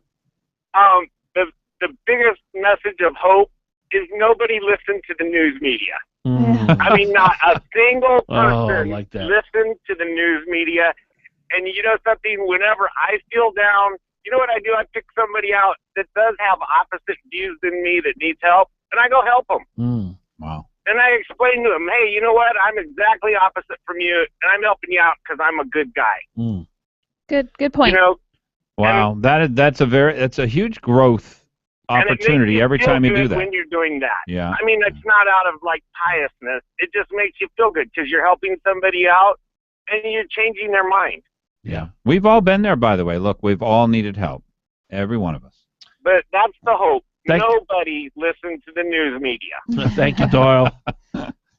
Appreciate that. I'll tell you, they are losing their influence. That is happening. Yeah, the negativity and just the outrageousness of the news media. You pointed it out. Story after story after story about the National Guard. The election is completed. All of a sudden, one National Guard story is played, I think, in the last 8 days. Yeah. If it had kept up, we would have had 20. It's a non-issue now. It's a non-issue. We're not even going to mention it. 569-1080, 569-1080. Tom. Good morning. Morning. You were talking earlier about, when do we get smart? And if you've watched Fox News the last couple of days, they've been carrying the story about the architect of Obamacare teaching seminars, and he would just say that we were able to hoodwink the American public because they're all stupid. Right. And, and the more people realize that we have been hoodwinked and President Obama thinks we're all stupid, I think people are going to raise up and say, we're not going to take this anymore. And that's at all levels of government, from the federal to the state to the municipality level. The Anchorage Assembly and the mayor treats us as and not just this mayor, but mayors going back. I've been watching the Anchorage Assembly in the city since the late 70s. And lots of times they just treat us like we're idiots. And we're not. But it's really hard to fight City Hall until they upset enough people that enough people start fighting back. And I think that's where we're going to get to. Where are you on this Uber thing? Oh, I think that Uber is the greatest thing that ever happened to Anchorage, because that might be the tipping point, because Uber and the taxi cab industry is just one of those industries that is protected by the mayor's office and by the Anchorage Assembly. Mike Digman was, and for those who don't know, Uber is a company that is a startup. They're very successful in many cities. They're a big billion-dollar company, multi-billion-dollar company, and you basically have an app. You can find a car, and you don't have to use a taxi. Mike Digman wrote on his Facebook page last night that he felt like the Murrays and Mayor Sullivan, and I'm going to talk to Mayor Sullivan about this. I have not yet, so full disclosure there. But the Dan Sullivan owes, because Dan Coffey's a paid lobbyist for the taxi cab people. He was, and that the reason Dan Sullivan's not taking an aggressive approach to help Uber flourish, which I think a mayor should do anytime a business wants to flourish in his city, is because he owes something to Coffey, and there's something there that it's a quid pro quo type thing. And anything to that? Well, I think it's just taking the easy way out, too. A lot of administrations, we have a city manager. Most people don't even realize that we have a city manager and a strong city manager. George Vacalis? Form of government, George Vacalis. Yeah. And under Dan Sullivan, he has basically said, okay, I'm going to be in charge of HR and the budget. And George Vacalis gets the other 18 departments. Yeah. And pretty much that's the way it's happened the last 5 years, is George has run the city, except for the 2 departments that Dan Sullivan's run. And Dan just lets it go. And, and he's probably one of the best mayors we've ever had, but there's still an awful lot more that I wish he would have done. But can a man run 18 different departments? Well, George Vikalis is doing it. Yeah. And a lot of departments are running themselves. Sure. And that they're just allowed to run themselves. Well, I always got the sense, Tom, that the mayor set his goals for each department, and they had to meet those goals. And he put people in charge of the departments that were responsible for meeting the monetary goals and the restructuring goals that he had for them. So I don't know what more it is that we wanted the mayor to do on that. What he said when he ran for office was that he was going to try to divest Anchorage of some of those businesses that we have. And you don't think he has? And he hasn't. Yeah. And and a lot of those businesses run roughshod over us. Look at the AWW. Look at the water and sewer bills that have gone up in the last 5 years. It's like a 30% increase. ML&P just posted a 22.5% increase for electric rates. You know what, Tom? I'm out of time. Okay, have a Thank good day. you, though. Appreciate it. Time currently 8:44.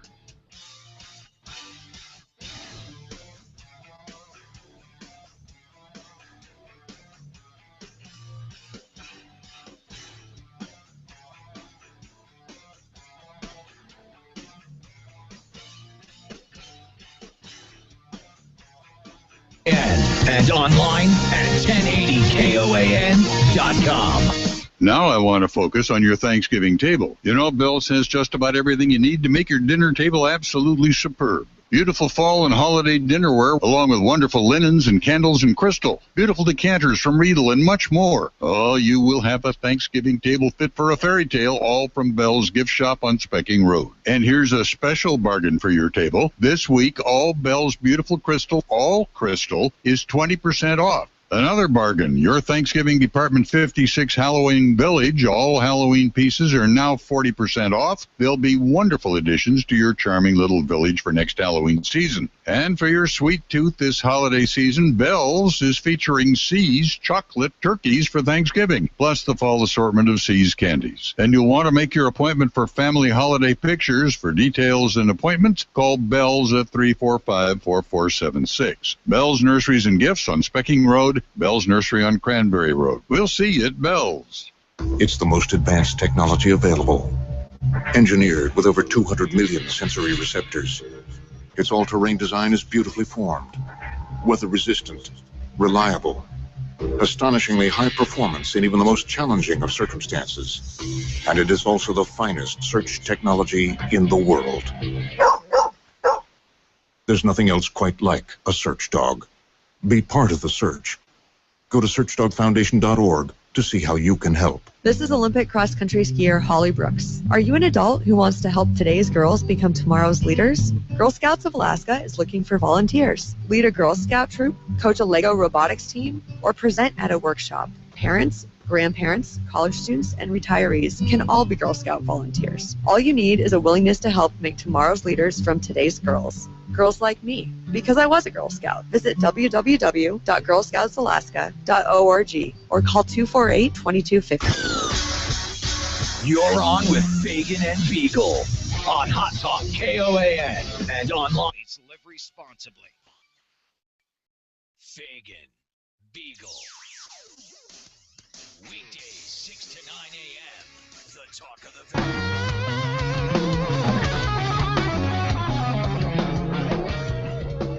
8:47, Dan Fagan, Glen Biegel, Bonnie Cameron. Thursday already, wow. November 13th, 2014. KOAN, KVNT is where we're broadcasting. DanFagan.us streaming. Our number, give us a call. We'd love to hear from you. 569-1080. 569-1080. Again, the number. 569-1080. Did you notice yesterday around 4 o'clock how ominous the clouds looked? It was dark already. Oh my goodness, the clouds just seemed dark and gray. And yes, I noticed. I said something to my family about it. You did notice it? Yes, I was like, why am I so tired all of a sudden? That's one thing about the winter this time of year. 8 o'clock feels like midnight to me. Mm-hmm. Because it's been dark for 3 hours. Now, do you guys know if anything ominous did happen? No, I'm just not saying anything. All right, got it's just dark. a sense that you had. All right, Well, the I thought clouds- Vegas was up to something. No, you Vegas. Man, I'll tell you what.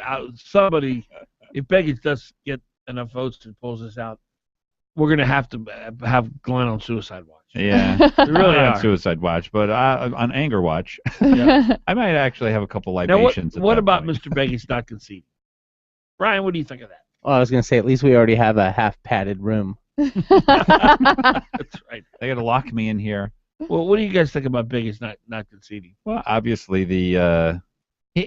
here's the difficulty that I have. If he was a decent man and was somebody who I think people could justifiably vote for, here's what I would say. Here's what he should say. Folks, they're going to count all these ballots. There's no statistical chance that I can win. Obviously, if something really strange did happen, they would install me because we always count all the votes.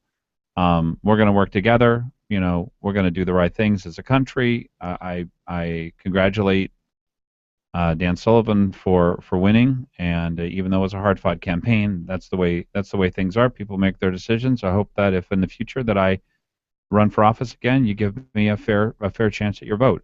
You know, something like that. That's Glen what Biegel for senator. That's what he should say. Now, That was what awesome. he is saying, by the way, is Native votes are not going to be counted. They want to stop this election so that we don't know who won. Now, those kinds of, and frankly, evil things where you are undermining the trust and the validity of our form of government and our system of elections and all kinds of things like that, and adding racial animus. I'm so disappointed in the Democrats. I'm disgusted by the Democrats. I've had it with the Democrats. And this is a real indication, though, why two things have to happen, or two things are happening. One thing's happening and one thing I hope happens. One thing that's happening, Democrats are dramatically losing their grip over the American public. Nobody believes that Republicans are after women's rights. And that War on women. Yeah, the war on women. The idea that you have to buy your own condoms, that this has somehow become the most central, sacred right that you have, that the Democrats have to make sure that they enforce. There are very few people who actually believe that. So that's one thing that is happening, is Democrats are losing their control over the fear that they have been sowing for such a long time. The one thing that I hope does happen is that the victims that they have created wake up, realize, I live in a great country. I have every opportunity. If I want an education, I can go get one. If I want to stop drinking, if I want to stop taking drugs, if I want to stop being a bad person, this is the greatest country, and I will succeed here better than anywhere else. Let's get on with it. Let's do it.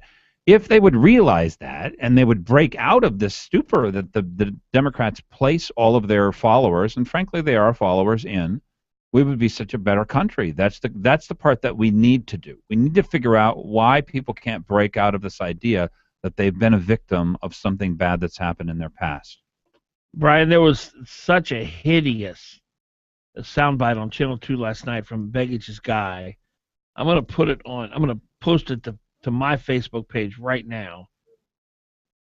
Clip up as soon as you can. Unfortunately, there's a commercial in front of it. You have to go through all that.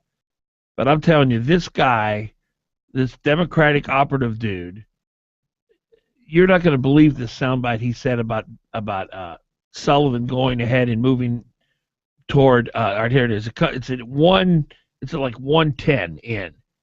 I know we're running out of time here, but Zach Fields is the guy who said it. Spokesman for the Democrat Party. Yeah, I'm telling you, when you hear this sound, I just want to play the soundbite. So if you could cue it up to.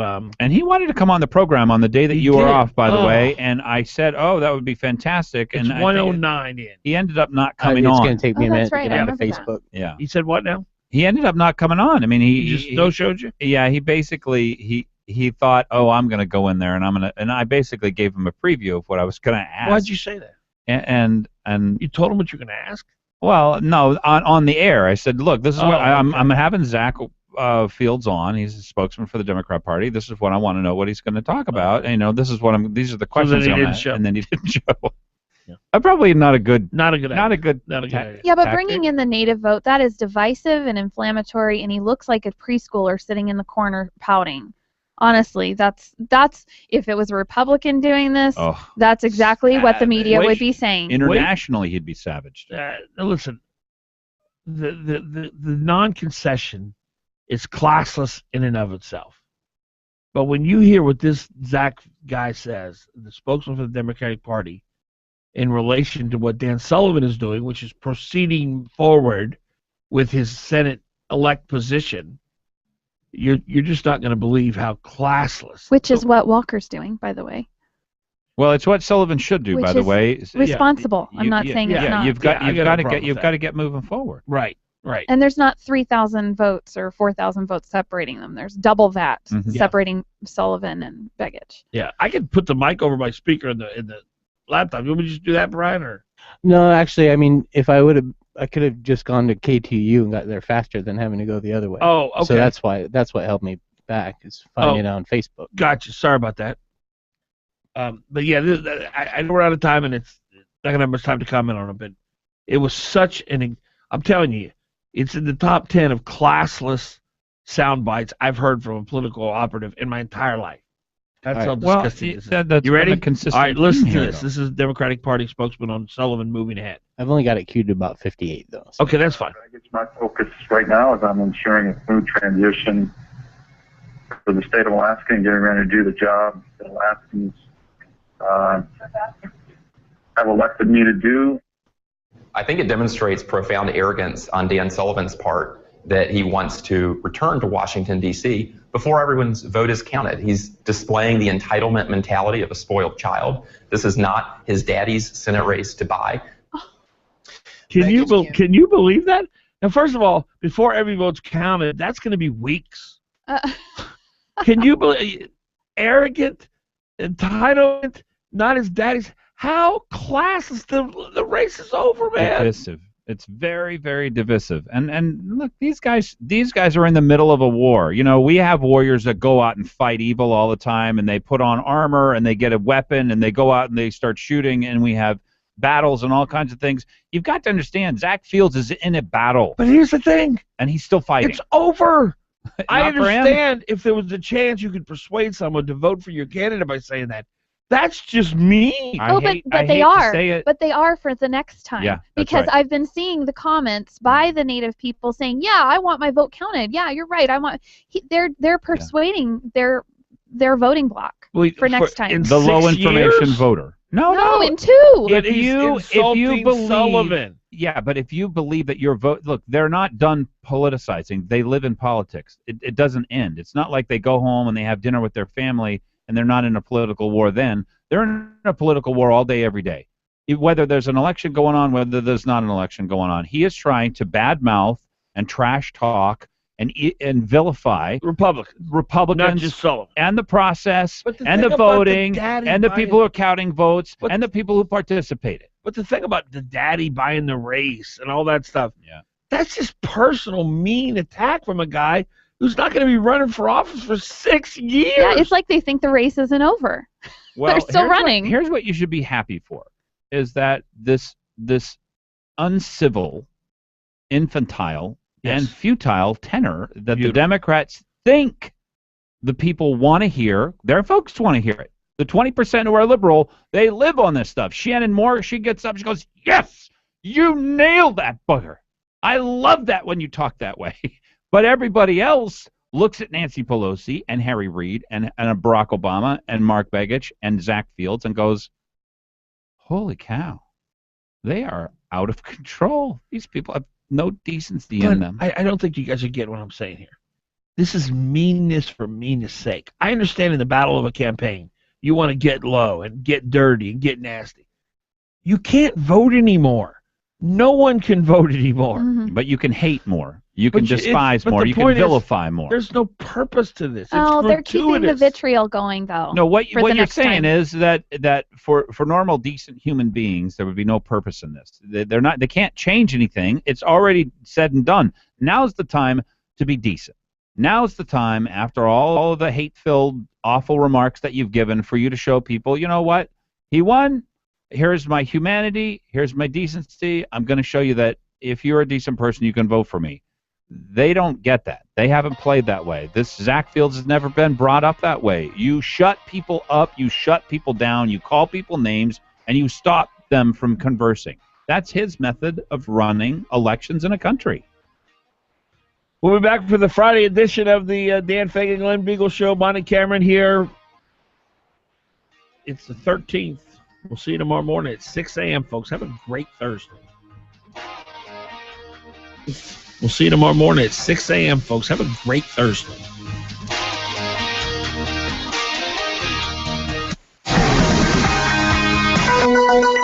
And that's a wrap. Thanks for tuning in to Fagan and Biegel in the morning. Be sure to catch them every weekday morning from 6 to 9 a.m. on Hot Talk KOAN 95.1 FM, 1080 a.m. and online at 1080KOAN.com.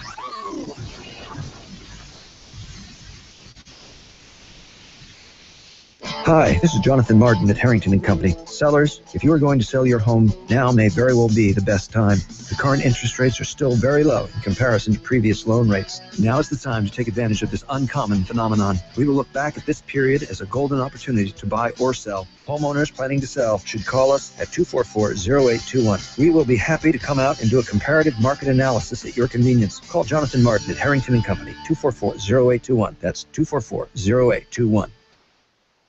You're listening to Hot Talk, KOAN, Anchorage, AM 1080, and retranslated on 95.1 FM on K236CG, Anchorage.